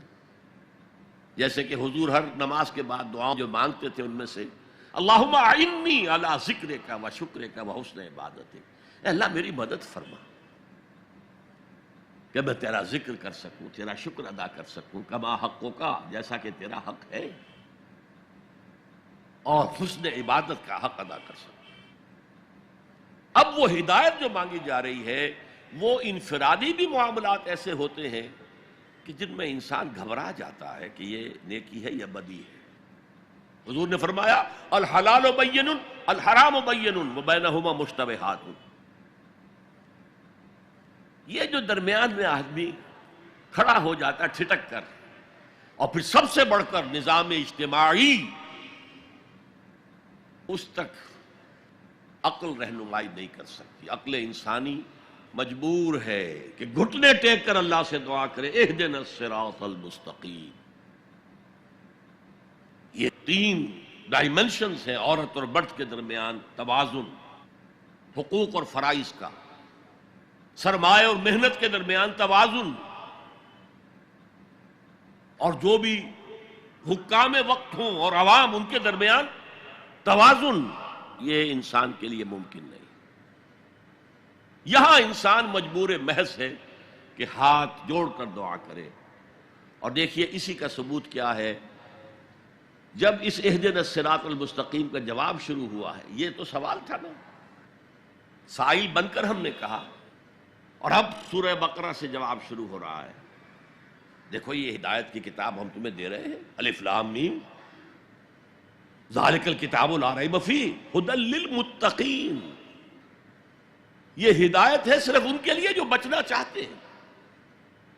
جسے کانٹ نے کہا ہے مورل لا ود ان، اس نے کہا کہ وجود ہستی کے دو دلیلیں ہیں سب سے بڑی، the starry heavens above and the moral law within. ہمارے اندر مورل لا ہے، یہ اچھا ہے یہ برا ہے، یہ خیر ہے یہ شر ہے، یہ مورل لا ہے اندر. جن کا یہ مورل لا فطرت کی صحت و سلامتی کی بنیاد پر برقرار ہے، جو تمیز کرتے ہیں بھلائی اور برائی میں، ان کے لیے ہدایت ہے.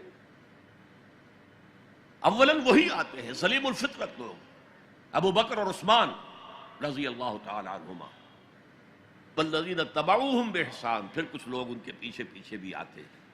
ایک نمونہ دیکھ لیا، کچھ لوگ بڑھ رہے ہیں، یہ دوسرے درجے کے لوگ ہیں. قرآن مجید میں درجہ بندی بیان کی گئی ہے. السابقون الاولون من المہاجرین والانصار والذین اتبعوہم بإحسان رضی اللہ عنہم ورضوا عنہ. تو یہ سابقون الاولون جو ہیں وہ سلیم الفطرت، وہ سلیم العقل انسان ہیں جو ان چیزوں تک پہنچ چکے ہیں. البتہ ابھی یقین کی دولت جو ہے حاصل نہیں ہوئی، اور یہی نقشہ کھینچا گیا ہے حضور کا وَوَجَدَكَ ضَالًّا فَهَدَىٰ. ضال کا ترجمہ جو ہے گمراہ بھی کر دیا جاتا ہے. ضال اسے بھی کہتے ہیں کہ کوئی شخص کسی کے عشق میں دیوانہ ہو جائے، اور ضال وہ بھی ہے جو ابھی حق کی تلاش میں سرگرداں ہے. تو جو غور و فکر غار حرا میں ہو رہا تھا، حدیث میں آتا ہے تحنسو یتحنسو فی، جا کر آپ وہاں عبادت کرتے تھے. تو وہ عبادت کیا تھی؟ کان صفت تعبدہ فی غار حرا التفکر والاعتبار. غار حرا میں آپ کی عبادت کی صفت کیا تھی؟ غور و فکر کہ کائنات کیا ہے. وہی جس سے فلسفی، جن کوسچن سے فلسفی ڈریپل کر رہا ہوتا ہے، دو دو ہاتھ کر رہا ہوتا ہے، وہی حضور اس سارے فکر کے مراحل سے گزرے ہیں اور قریب پہنچ گئے ہیں. تو دروازے پر دستک دی ہے اور دروازہ کھلا ہے. وَوَجَدَكَ ضَالًّا فَهَدَىٰ. پردے اٹھا دیے اور ہدایت دے دی. اچھا، یہ تو آپ کے سامنے تعلق جو ہے ایمان کا عقل و فطرت کے ساتھ میں سمجھتا ہوں کہ کسی نہ کسی درجے میں واضح ہو. اب میں آپ کو اس کا سنتھسس بتاتا ہوں. یہ عقل و فطرت جو ہے اللہ کو پہچاننا کلیتاً فطرت پر مبنی ہے. انسان کی فطرت میں، اس کی روح میں اللہ کی معرفت، اللہ کی محبت موجود ہے. اس پر ظہول کے پردے پڑ گئے ہیں، تم ادھر متوجہ ہی نہیں ہوتے. تم نے کبھی اپنے قلب کی گہرائیوں میں اتر کر دیکھا ہی نہیں. تم تو باہر کی دنیا میں مگن ہو، مادی دنیا میں لگے ہوئے ہو. کچھ تو بقول شاہ ولی اللہ وہ حیوانیت کی سطح پر آ جاتے ہیں بیچارے. صبح سے شام تک کی کمر توڑ دینے والی محنت کے بعد بھی ان کی بنیادی ضرورتیں زندگی کی پوری نہیں ہوتی. وہ کیا کسی سے لو لگائیں گے، کیا خدا کو یاد کریں گے. کاد الفقر ان یکون کفرا. یہ فقر اور احتیاج اور مفلسی تو انسان کو کفر تک پہنچا دیتی. حضور کی حدیث.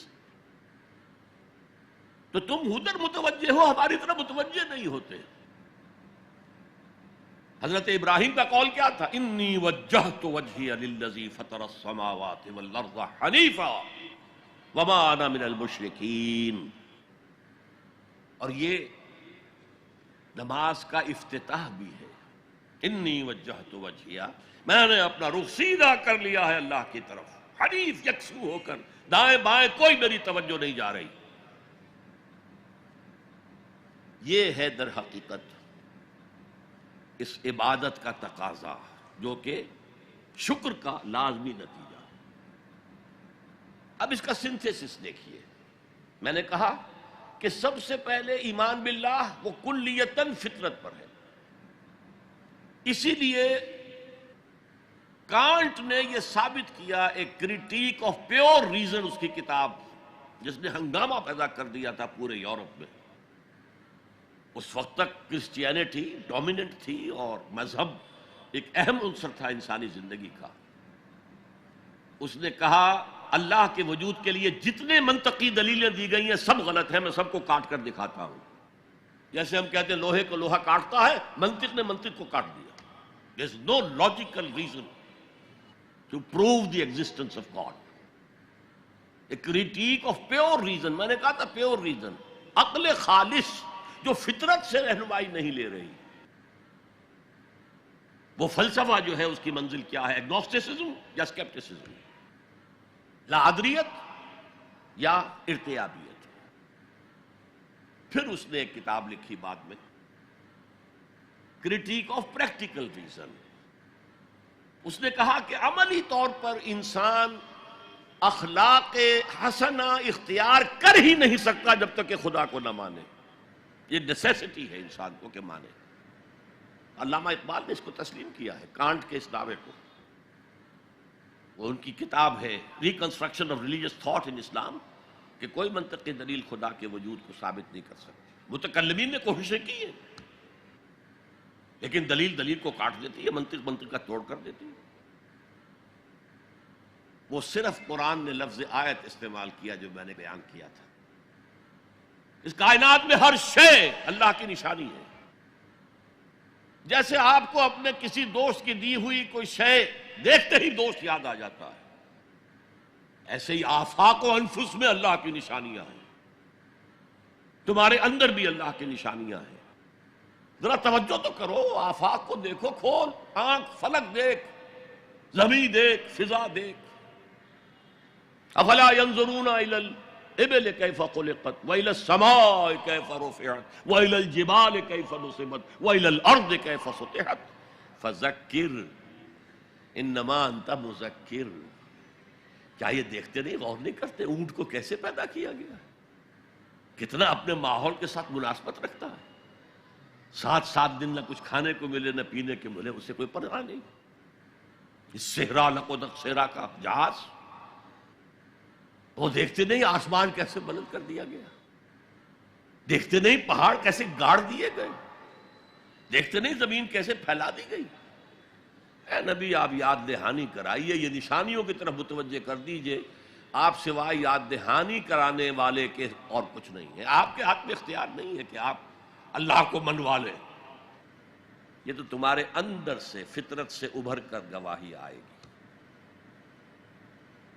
اب دیکھیے اس کے لیے آیت، جسے میں یہ قرآن مجید کی طویل آیات میں سے، جیسے آیت البر ہم نے پڑھی تھی، ان فی خلق السماوات والارض واختلاف اللیل والنہار والفلک التي تجری فی البحر بما ينفع الناس وما انزل اللہ من السماء من ماء فاحیا به الارض من بعد موتها وبث فیہا من کل دابۃ وتصریف الریاح والسحاب المسخر بین السماء والارض لآیات لقوم یعقلون.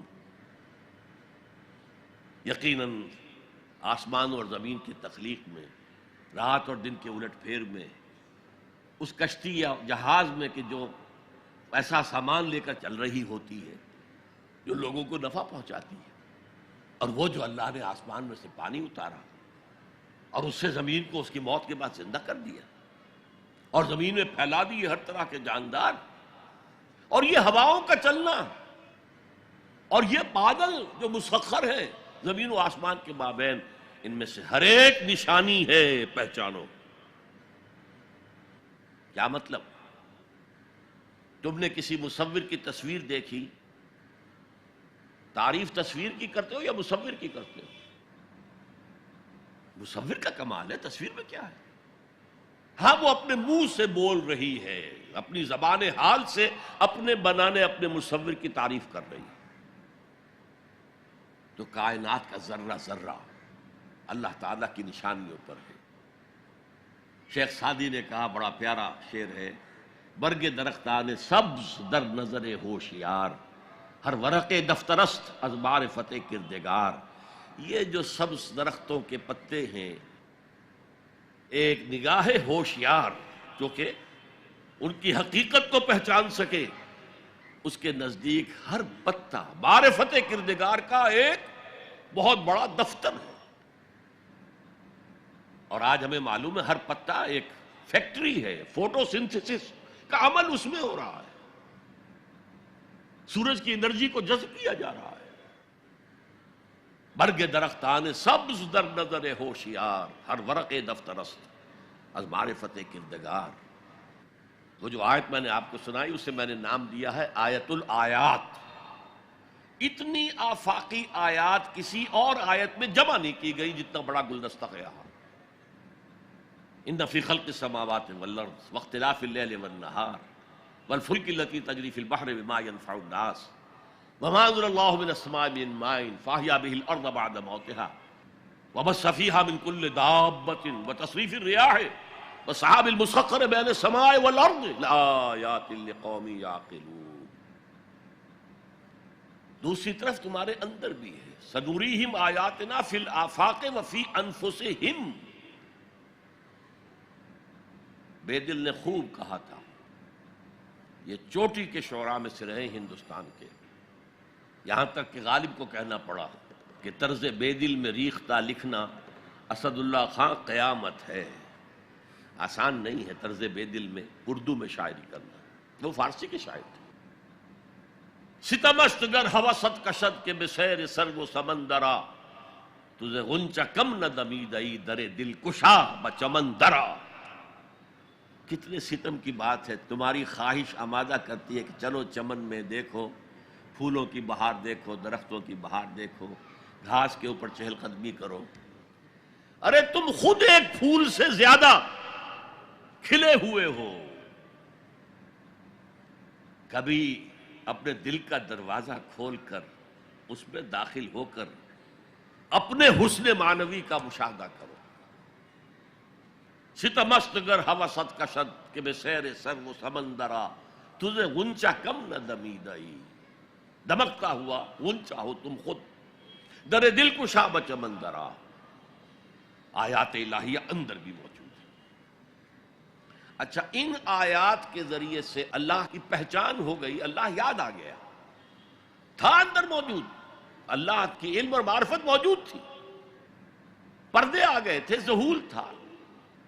یا جیسے ایک جگہ کہا گیا کلا بل رانا علی قلوبہم، ان کے دلوں کے اوپر جو بھی بدکاریاں وہ کرتے رہے ہیں اس سے زنگ لگ گیا، حجابات آ گئے. شیخ علی حجویری رحمت اللہ علیہ، جنہیں داتا گنج بخش کہا جاتا ہے، اگرچہ یہ لفظ نہیں کہنا چاہیے، انہوں نے کتاب کا نام کیا رکھا؟ کشف المحجوب. جو پردے میں آیا ہوا ہے، اوٹ میں آیا ہوا ہے، اسے کھولنا. تم اوٹ میں ہو، تمہارے اندر موجود ہے اللہ کی معرفت. البتہ اس کا ایک نتیجہ یہ نکلنا چاہیے اب تمہارے لیے محبوب ترین ہستی اللہ ہو جائے. چنانچہ اس کی اگلی آیت جو ہے اس پورے تصور کو وَمِنَ النَّاسِ مَن يَتَّخِذُ مِن دُونِ اللَّهِ أَندَادًا يُحِبُّونَهُمْ كَحُبِّ اللَّهِ.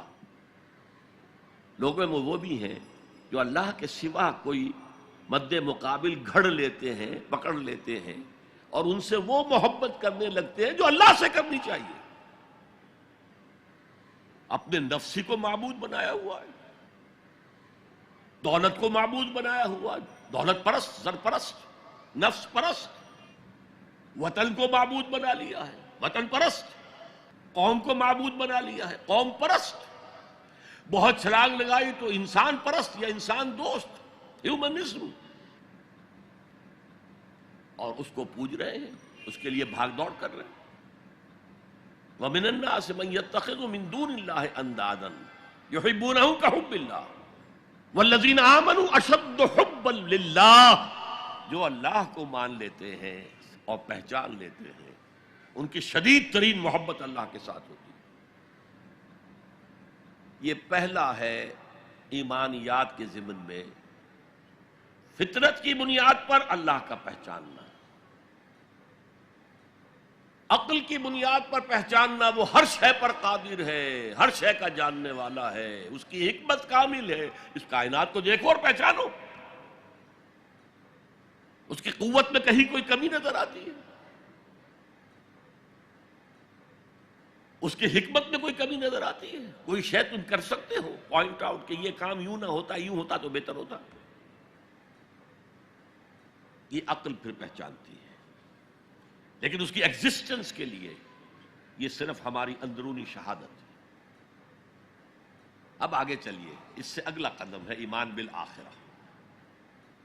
عجیب بات ہے یہ کہ یہ جو میں نے آیت الآیات آپ کو سنائی، یہ سورہ بقرہ کے 20ویں رکوع کی پہلی آیت ہے۔ دوسری آیت وہ ہے وَمِنَ النَّاسِ مَن يَتَّخِذُ مِن دُونِ اللَّهِ أَندَادًا يُحِبُّونَهُمْ كَحُبِّ اللَّهِ وَالَّذِينَ آمَنُوا أَشَدُّ حُبًّا لِلَّهِ۔ سورہ آل عمران سورہ بقرہ کا جوڑا ہے، اس کے بھی 20ویں رکوع کی آیت یہی ہے، لیکن مختصر، طویل تو آ چکی ہے بات وہاں، اب یہاں وہ مختصر ان فی خلق السماوات والارض واختلاف اللیل والنہار لآیات لأولی الالباب، یقیناً آسمان اور زمین کی تخلیق میں اور رات اور دن کے الٹ پھیر میں نشانیاں ہیں اولو الالباب، عقل مندوں کے لیے۔ لب کہتے ہیں کسی چیز کا اصل مغز، لب لباب، ہماری پوری گفتگو کا لب لباب یہ ہے۔ تو انسان کے لیے عقل سب سے بڑی شے ہے، ہمارے حیوانی وجود کی سب سے اونچی شے کیا ہے؟ عقل ہے۔ تو وہاں کہا تھا لآیات لقوم یعقلون، یہاں کہا لآیات لأولی الالباب، they are equal۔ القرآن یفسر بعضہ بعضا۔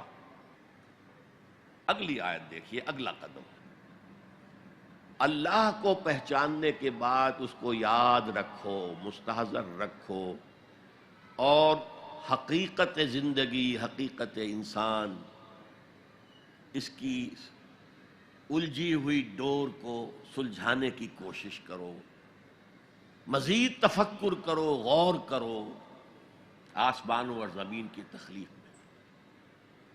الذین یذکرون اللہ قیاما وقعودا وعلی جنوبہم ویتفکرون فی خلق السماوات والارض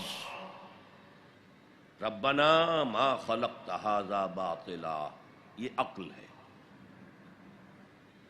وہ لوگ جو اللہ کو یاد رکھتے ہیں، بیٹھے ہوئے بھی، کھڑے ہوئے بھی، لیٹے ہوئے بھی، ہر حال، اسی کو کہتے ہیں ذکر کثیر، واذکروا اللہ کثیرا لعلکم تفلحون۔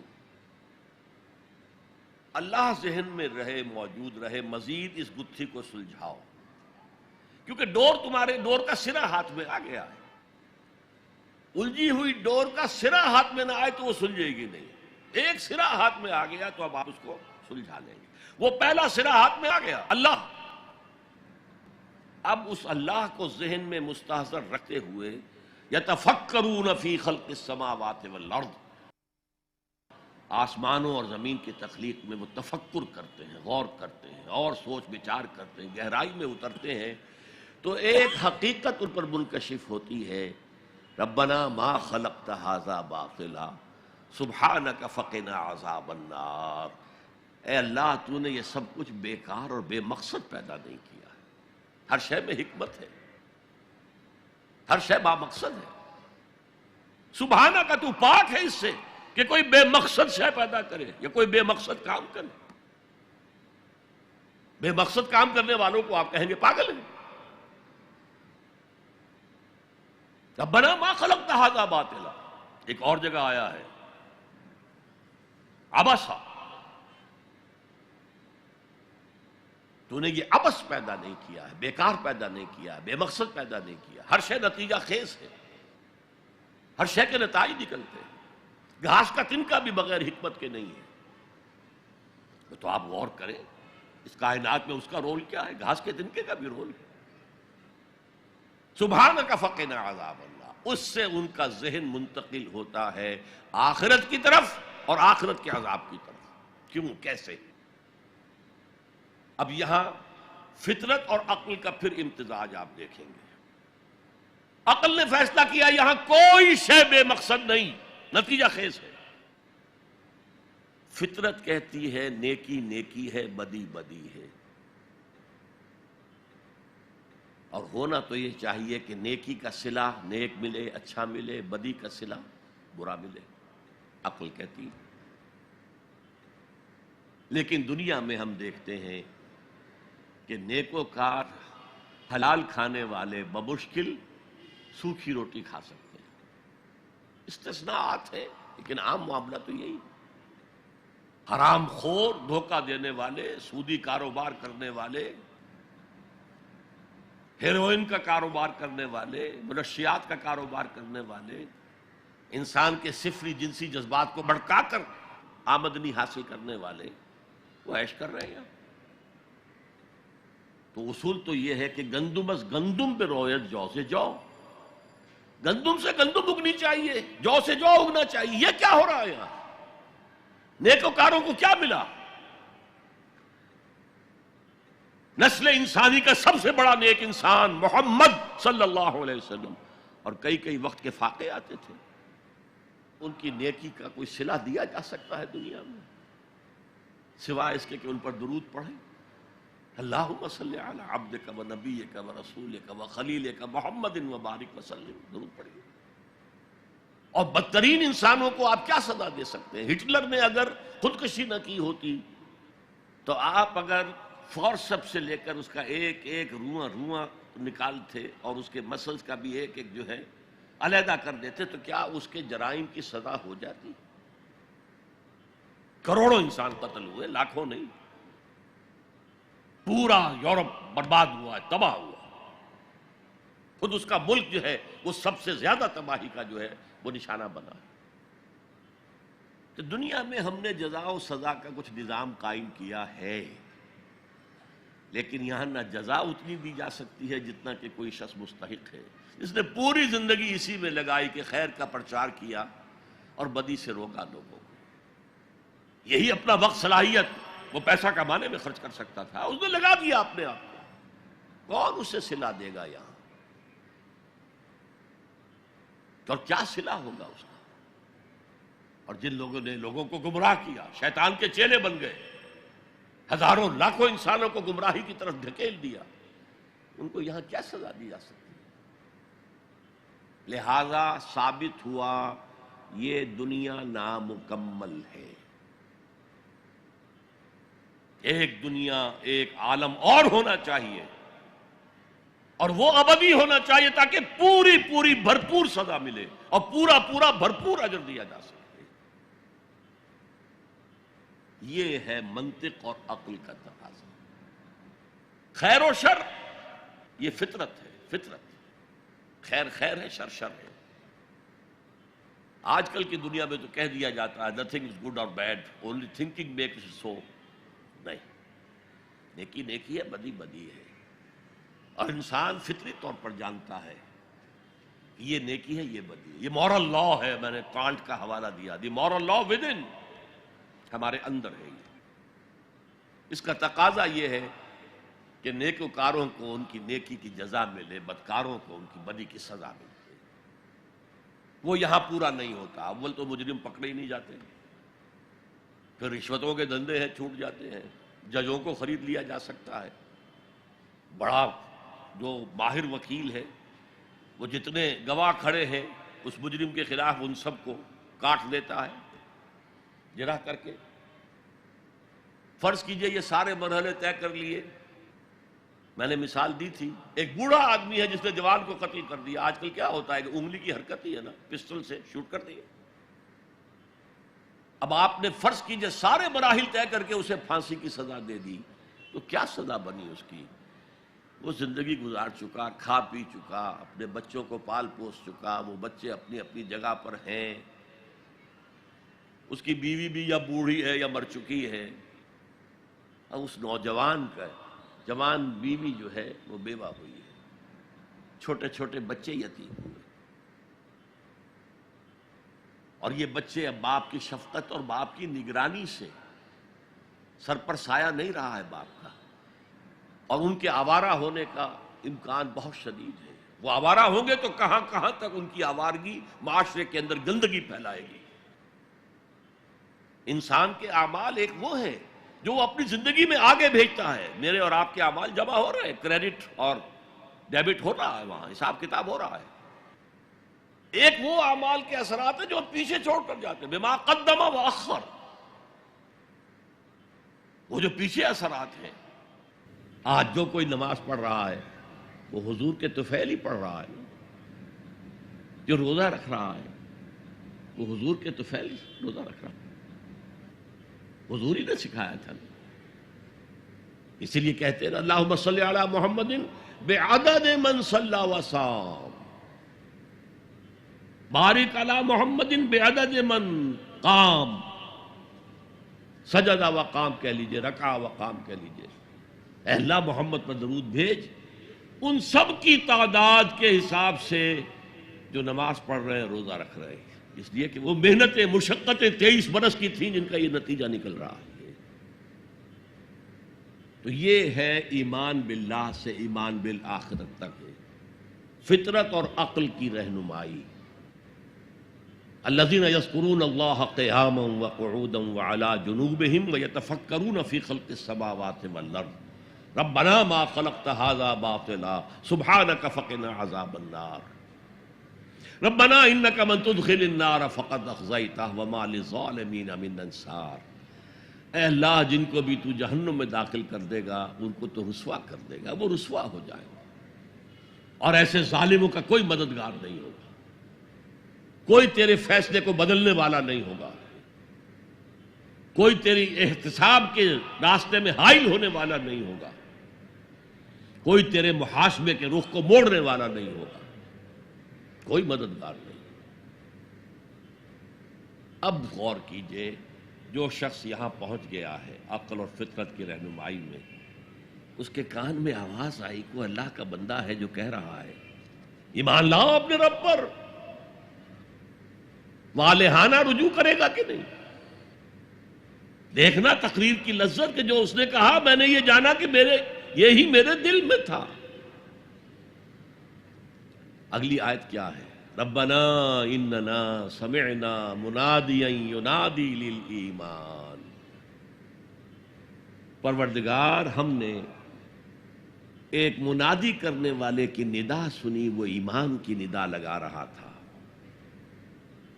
ایمان کی صدا بلند کر رہا تھا.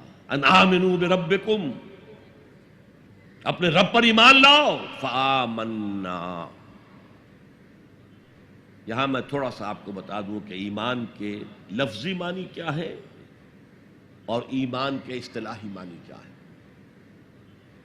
ایمان بنا ہے امن سے، امن یا امنو، اس کے معنی خود امن میں ہونا. آمنن یہ اس کا اسم فاعل ہے جو امن میں ہے. آمن یومنو یہ فعل متعدی ہے، کسی کو امن دینا، اور اس کا اسم فاعل ہے مؤمن، امن دینے والا. اور اللہ کا نام ہے المومن، وہ امن دینے والا ہے، دی پیس گیور، شانتی دینے والا ہے، اطمینان دینے والا ہے. اچھا، جیسے انگریزی میں ہے ورب کے بعد پروپوزیشن سے مفہوم بدلتا ہے، عربی میں بھی ہے، لیکن انگریزی اور عربی میں فرق یہ ہے کہ وہاں مفہوم اتنی دور چلا جاتا ہے کہ اس کا اصل روٹ سے کوئی تعلق نہیں رہتا. یہاں یہ نہیں ہے. یہاں درخت کی برانچنگ ہو جائے گی، شاخیں ہوں گی، لیکن جڑ سے جو اصل سے حرفی روٹ ہے، جو مادہ ہے امن، اس سے تعلق منقطع نہیں ہوگا. انگریزی میں ٹو گیو کے معنی کچھ اور ہے. ٹو گیو اپ، کوئی تعلق ہے گیو اپ اور گیو میں؟ ٹو گیو ان کوئی تعلق ہے گیو میں اور گیو ان میں؟ مفہوم بدل گیا کہ نہیں؟ تو گیو اپ کسی چیز کو دے دینا، چھوڑ دینا، دفع کرنا، کوئی جد و جہد تھی ترک کر دی، give up. Give up. Give in کسی کے سامنے سر جھکا دینا، اطاعت قبول کر لینا. عربی میں ایمان کے ساتھ اگر بے لگ جائے، با عربی میں اسے با کہیں گے، یا لام لگ جائے تو اس کے معنی ہے کسی کی تصدیق کرنا. آمنا بہی، اس نے اس کی تصدیق کی. یہ گہری تصدیق ہوتی ہے وثوق کے ساتھ. آمن لہو، اس کی تصدیق کی، لیکن یہ سرسری تصدیق ہوتی ہے، لام کے ساتھ سرسری اور بے کے ساتھ بڑے گہرے یقین اور وثوق کے ساتھ تصدیق کرنا. اب دیکھیے امن سے کیا تعلق رہا. کسی شخص نے آ کر کوئی خبر دی، آپ نے مان لی تو امن ہے. آپ نے کہا جھوٹ بول رہے ہو، شروع ہو گیا کانفلکٹ. آپ نے اس کی بات مان لی، کوئی جھگڑا نہیں. کسی نے آ کر کوئی دعویٰ کیا، میں نے یہ کیا ہے، جھوٹ بولتے ہو، کچھ نہیں کیا تم نے، خام خواہ کو. لیکن اگر مان لے کہ ہاں تمہارا دعویٰ ٹھیک ہے، ہم قبول کرتے ہیں، تو امن ہے، امن دے دیا آپ نے اس کو. یہ تو لغوی بحث ہو گئی. امن کا مادہ امن، امنا یا منو ثلاثی مجرد میں امن میں ہونا. آمن اس سے اس میں فاعل، آمن یومن ایمانن باب فعال، کسی کو امن دینا اس میں فاعل. مومن، المومن اللہ کا نام.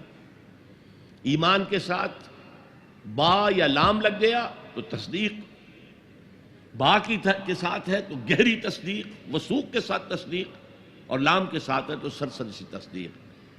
اب ایمان کا اصطلاحی مفہوم کیا ہے؟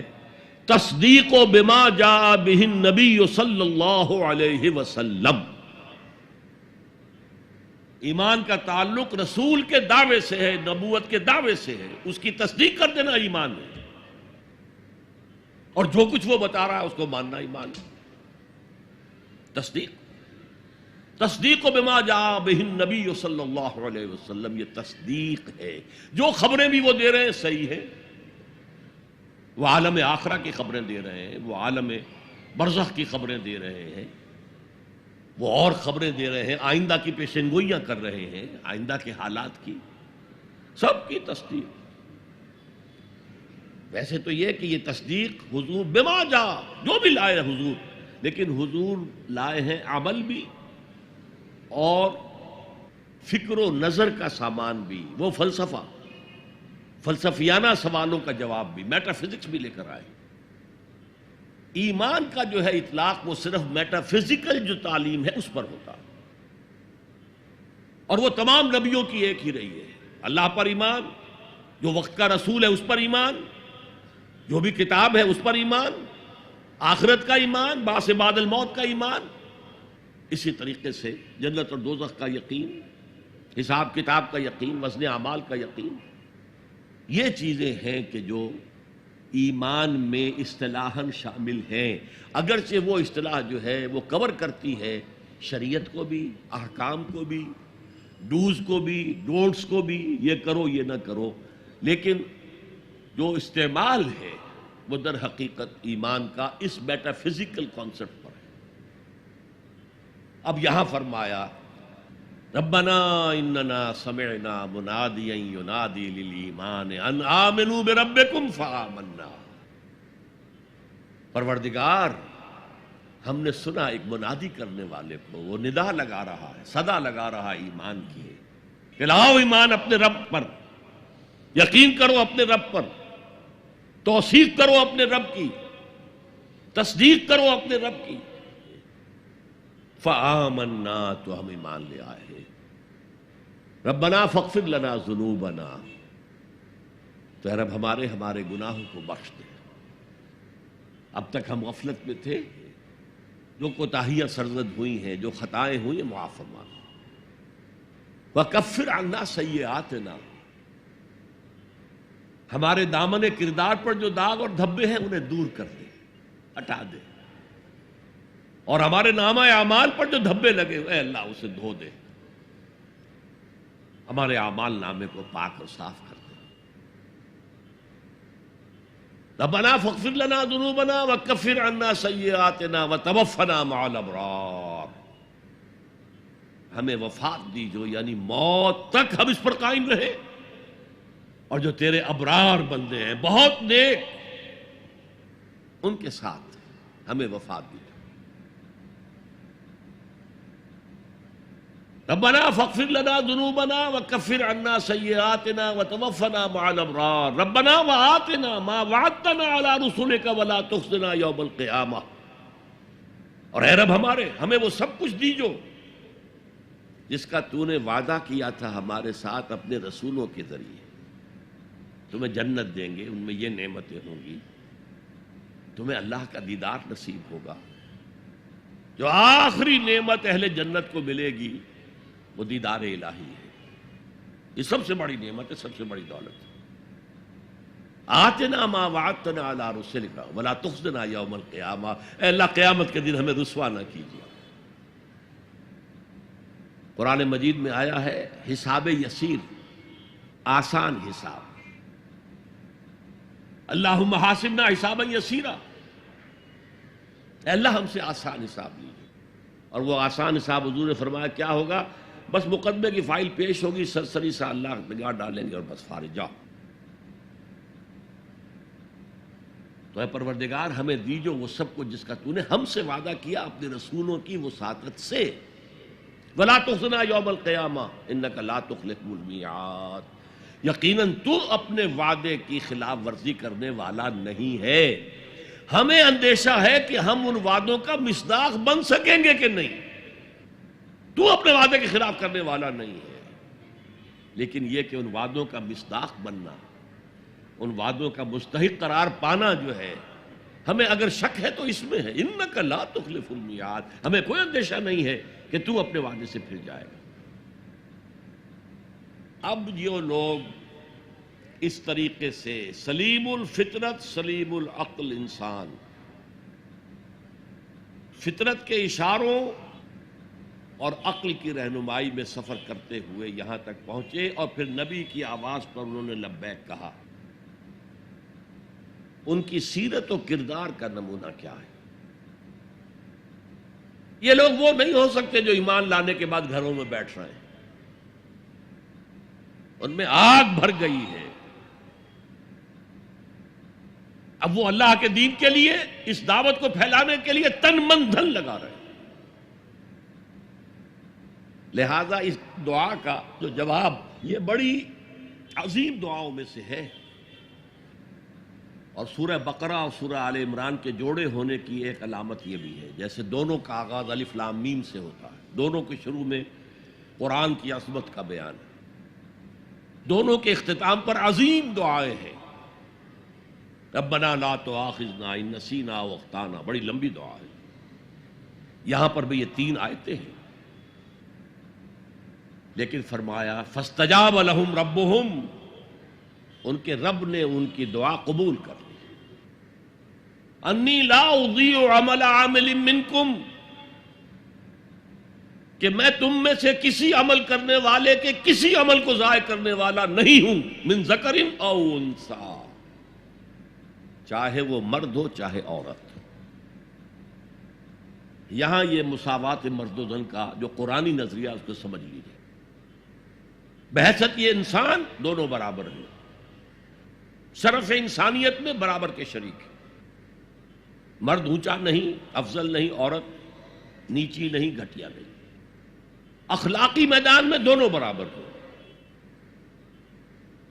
جو میں نے انگریزی کی نظم سنائی تھی، no mysteries here, no special boon for the high and not for the low. نہیں، charities that soothe and bless and heal are scattered over the man like flowers.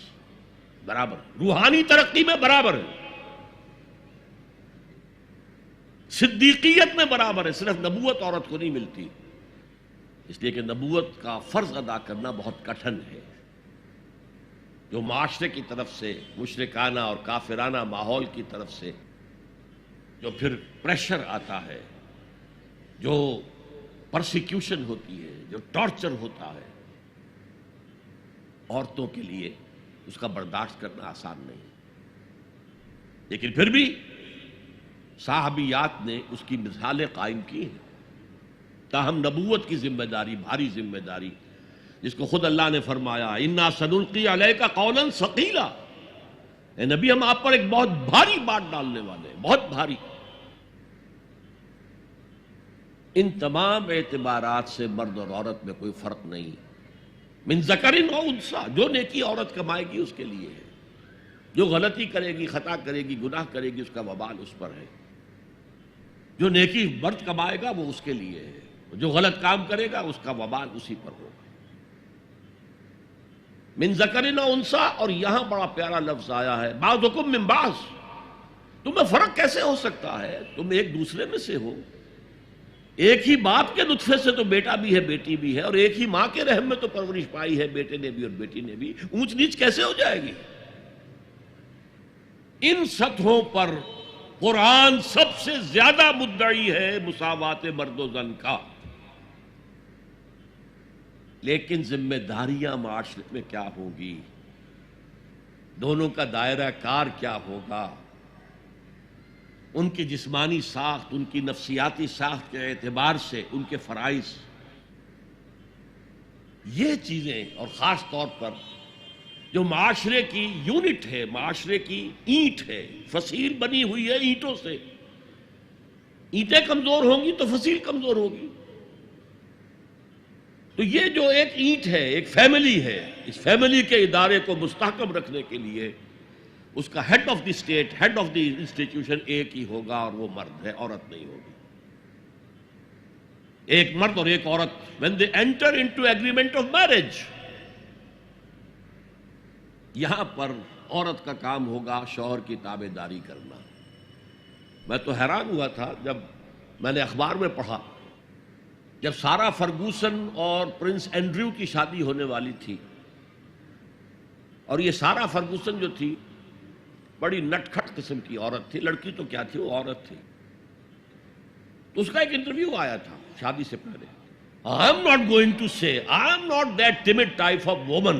I am not going to say I will obey him. اس سے معلوم ہوا کہ عیسائیوں کی شادی میں وہاں تو معاملہ پردے کا نہیں ہے، لڑکا لڑکی دونوں سامنے کھڑے، پادری کے سامنے ایجاب و قبول دونوں کا اعلان اعلان ہو رہا ہے، اور وہاں کہنا پڑتا ہے اسے I will obey him، میں اس کی اطاعت کروں. قرآن بھی کہتا ہے الرجال قوامون علی النساء، مرد حاکم ہیں عورتوں پر. فالصالحات قانتات، تو نیک عورتیں وہ ہیں جو اطاعت کرنے والی ہیں. بہرحال یہ بعضکم من بعض سے میں نے آپ کے سامنے رکھا کہ کوئی اونچ نیچ بنیادی نہیں ہے، وہ انتظامی اونچ نیچ ہے. تمام انسان برابر ہیں، لیکن دفتر میں ایک آفیسر ہے، ایک چپڑاسی ہے. As human beings they are equal, as citizens of state they are equal. ایک ہی ووٹ افسر کا بھی ہے، ایک ہی ووٹ چپڑاسی کا بھی ہے. لیکن وہاں دفتر میں افسر افسر ہے، چپڑاسی چپڑاسی ہے. اچھا، اب آ رہا ہے وہ نقشہ ایک کردار کا جو صدیقین کی صفت کے لوگ ہوتے ہیں، جو اس طرح والہانہ لبیک کہتے ہیں نبیوں کی دعوت پر. ان کا کردار کیا ہوتا ہے؟ فالذین ہاجروا واخرجوا من دیارہم وأوذوا فی سبیلی وقاتلوا وقتلوا لأکفرن عنہم سیئاتہم ولأدخلنہم جنات تجری من تحتہا الانہار ثوابا من عند اللہ واللہ عندہ حسن الثواب. تو میں تو کسی بھی عمل کرنے والے کے کسی چھوٹے سے چھوٹے عمل کو بھی ضائع کرنے والا نہیں. یہ تو ہم سورہ لقمان کے رکوع میں پڑھ چکے. کجا وہ لوگ جنہوں نے ہجرت کی اللہ کی راہ میں گھر بار چھوڑ کر اور اہل و عیال کو چھوڑ کر، مکے کے بھیڑیوں کے رحم و کرم پر چھوڑ کر اللہ کی راہ میں ہجرت کی. فالذین ہاجروا واخرجوا من دیارہم، یا زبردستی نکال باہر کیے گئے اپنے گھروں سے. وَأُوذُوا فِي سَبِيلِي، جنہیں ایذائیں پہنچائی گئی ہیں میرے راستے میں، جو بیتی تھی بلال ابن رباح پر، جو بیتی تھی خباب بن الارت پر، جو بیتی تھی حضرت یاسر پر، حضرت سمیہ پر. فالذین ہاجروا واخرجوا من دیارہم وأوذوا فی سبیلی وقاتلوا، پھر انہوں نے قتال کیا میری راہ میں، فقتلوا، اور قتل بھی ہوئے، جانے بھی دی. لَأُكَفِّرَنَّ عَنْهُمْ سَيِّئَاتِهِمْ، میں لازماً، یہ نون مشدد فعل مضارع کے آخر میں لافعلن اور شروع میں لام زبر کے ساتھ، میں یہ ضرور کروں گا. لاقتلن، جو کہا تھا لاقتلنک، یہ قابیل نے حابیل سے کہا میں تجھے لازماً قتل کر دوں گا. تو یہ انتہائی تاکید. لَأُكَفِّرَنَّ عَنْهُمْ سَيِّئَاتِهِمْ، میں لازماً ان سے ان کی برائیوں کو دور کر دوں گا. اور دونوں معنی ہوں گے.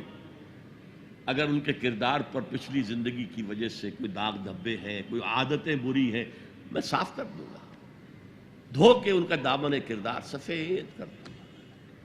اور ان کے نامہ اعمال پر اگر کوئی دھبے لگے ہوئے ہیں، کوئی خطاؤں اور گناہوں کا کوئی داغ لگے ہوئے ہیں، انہیں بھی دھو دوں گا. لَأُكَفِّرَنَّ عَنْهُمْ سَيِّئَاتِهِمْ وَلَأُدْخِلَنَّهُمْ، اور لازماً داخل کروں گا ان سب کو جنات تجری من تحتها الانہار، ان باغات میں جن کے نیچے ندیاں بہتی ہوں گی. ثوابا من عند اللہ واللہ عنده حسن الثواب، اور یہ بدلہ ہوگا اللہ کے پاس سے، اور یقیناً اللہ ہی تو ہے جس کے پاس بہترین بدلہ ہے. تم اپنے آپ کو اولاد میں انویسٹ کر دیتے ہو، اپنی پوری جوانی کی قوتیں اولاد کے اوپر صرف کر دیتے ہو. اولاد کتنی ایسی ہے جو والدین کی خدمت کرے پھر بڑھاپے میں، کوئی بدلہ دے سکتی؟ ہاں، اللہ کے لیے جو کرو گے اس کا بدلہ محفوظ ہے. اور کسی کے لیے جو بھی کچھ کرو، انگلستان کی ہسٹری میں آتا ہے کوئی ایک وزیر تھا بادشاہ کا، اور وہ بڑا خزانے کو بھرنے کے لیے کسی کو سادہ کرو، تم بڑے بخیل معلوم ہوتے ہو، تمہارے پاس بہت پیسہ ہوگا، دو بادشاہ کے لیے اتنے پیسے نکالو. اور کسی کو دیکھا ذرا اچھے لباس میں اور جاہو حشمت میں، تمہارے پاس بڑی دولت ہے، نکالو، خزانہ بھر دیے. بڑھاپے میں وہی بادشاہ جو ہے اس نے اسے جیل میں ڈالا. تو اس نے کہا had I served God as I serve the king, اگر میں نے خدا کی وہ خدمت کی ہوتی جو میں نے بادشاہ کی ہے، تو وہ مجھے میرے اس بڑھاپے کی عمر میں اس طرح ذلیل و خوار نہ کرتا. کون بدلہ دے گا؟ واللہ عندہ، یہ بھی حصر کا اسلوب ہے کہ زید عالم ہے، اور بھی ہو سکتے ہیں، زید ہی عالم ہے، باقی نہیں ہے. واللہ عندہ، یقیناً صرف اللہ کے پاس ہے حسن ثواب، اچھا بدلہ، بھرپور بدلہ، پورا کا پورا بدلہ، وہ صرف اللہ کے پاس ہے. تو یہ ہے ایمان کا تعلق عقل اور فطرت کے ساتھ. اور پھر جو اس قسم کے لوگ ہوتے، یہ سب لوگوں کا معاملہ نہیں ہے، یہ سابقون الاولون کا معاملہ، یہ صدیقین کا معاملہ ہے. باقی جو ان کی پیروی کرتے ہیں، ان کو دیکھ کر ان میں تو ہمت اتنی ہوتی، ہر چباد آباد اب جو ہو جائے. میں کشتی دریا میں ڈال چکا، لیکن اب یہ جلے گی، تیرے گی تو ہم تیریں گے، ڈوبے گی تو ڈوبیں گے. یہ کردار. کچھ لوگ ہوتے ہیں جن میں اتنی ہمت نہیں ہوتی، وہ پہلے دیکھ لیتے ہیں کچھ لوگ چل رہے ہیں آگے. والذین اتبعوہم بإحسان، جو ان کی پیروی کرتے ہیں، ان کے پیچھے آتے ہیں، لیکن آتے ہیں حسن نیت کے ساتھ، ان کے اندر کوئی فریب کا ارادہ نہیں ہوتا. تو یہ جو صدیقین ہیں، ان کی سیرت و کردار کا یہ نقشہ. فالذین ہاجروا واخرجوا من دیارہم واوذوا فی سبیلی وقاتلوا وقتلوا لأکفرن عنہم سیئاتہم ولأدخلنہم جنات تجری من تحتہا الانہار ثوابا من عند اللہ واللہ عندہ حسن الثواب. تھوڑا سا اشارہ ادھر بھی کر دوں، ان تمام کاموں میں عورتیں مردوں کے ساتھ شریک رہی. ہجرت حضرت عثمان نے کی تو ساتھ آپ کی اہلیہ حضرت رقیہ، حضور کی نور چشم، وہ بھی ساتھ تھی. ابو سفیان کی بیٹی ام حبیبہ اپنے شوہر کے ساتھ تھی، ہجرت میں شریک ہے مرد اور عورتیں. یہ دوسری بات ہے کہ وہاں جا کر حبشہ میں ان کا شوہر مرتد ہو گیا، عیسائی ہو گیا، شراب کا بہت رسیہ تھا. ویسے شراب حرام نہیں تھی ابھی اسلام میں بھی، لیکن اسے وہ ملتی نہیں تھی جب تک کہ وہ عیسائیوں کے ساتھ ان کی مجلس میں شریک نہ ہو. یہی وجہ ہے کہ پھر ام حبیبہ کو پیغام حضور نے مدینے سے بھجوایا ہے، اور نکاح ہوا ہے ان ایبسنشیا. نجاشی نے خطبہ نکاح بھی پڑھا ہے اور مہر بھی حضور کی طرف سے ادا کیا. شریک تھیں عورتیں اور مرد۔ پہلا قتل جو ہوا ہے وہ دو میاں بیوی کا ہوا ہے، حضرت یاسر رضی اللہ تعالی عنہ، حضرت سمیہ رضی اللہ تعالی عنہ شریک ہے۔ جہاد میں، جہاد کی ذمہ داری جیسے نبوت کی ذمہ داری عورتوں پر نہیں رکھی گئی، اسی طرح قتال کی بھی ذمہ داری تو عورت پر نہیں رکھی گئی، لیکن عورتوں نے حصہ لیا ہے۔ ایک تو انڈائریکٹ حصہ، حضرت خنسا نے 7 بیٹے اللہ کی راہ میں شہید کرائے، اس کا کریڈٹ حضرت خنسا کو جائے گا کہ نہیں رضی اللہ تعالی عنہ۔ تو یہ بھی ایک شانہ بشانہ چلنے کا معاملہ ہے، دنیاوی معاملات نہیں، دین کے معاملے میں، لیکن شریعت کے ستر اور حجاب کے احکام کو ملحوظ رکھتے ہوئے عورتیں بھی دین کا کام کریں اور مرد بھی دین کا کام کریں۔ اقول قولی ھذا واستغفر اللہ لی ولکم ولسائر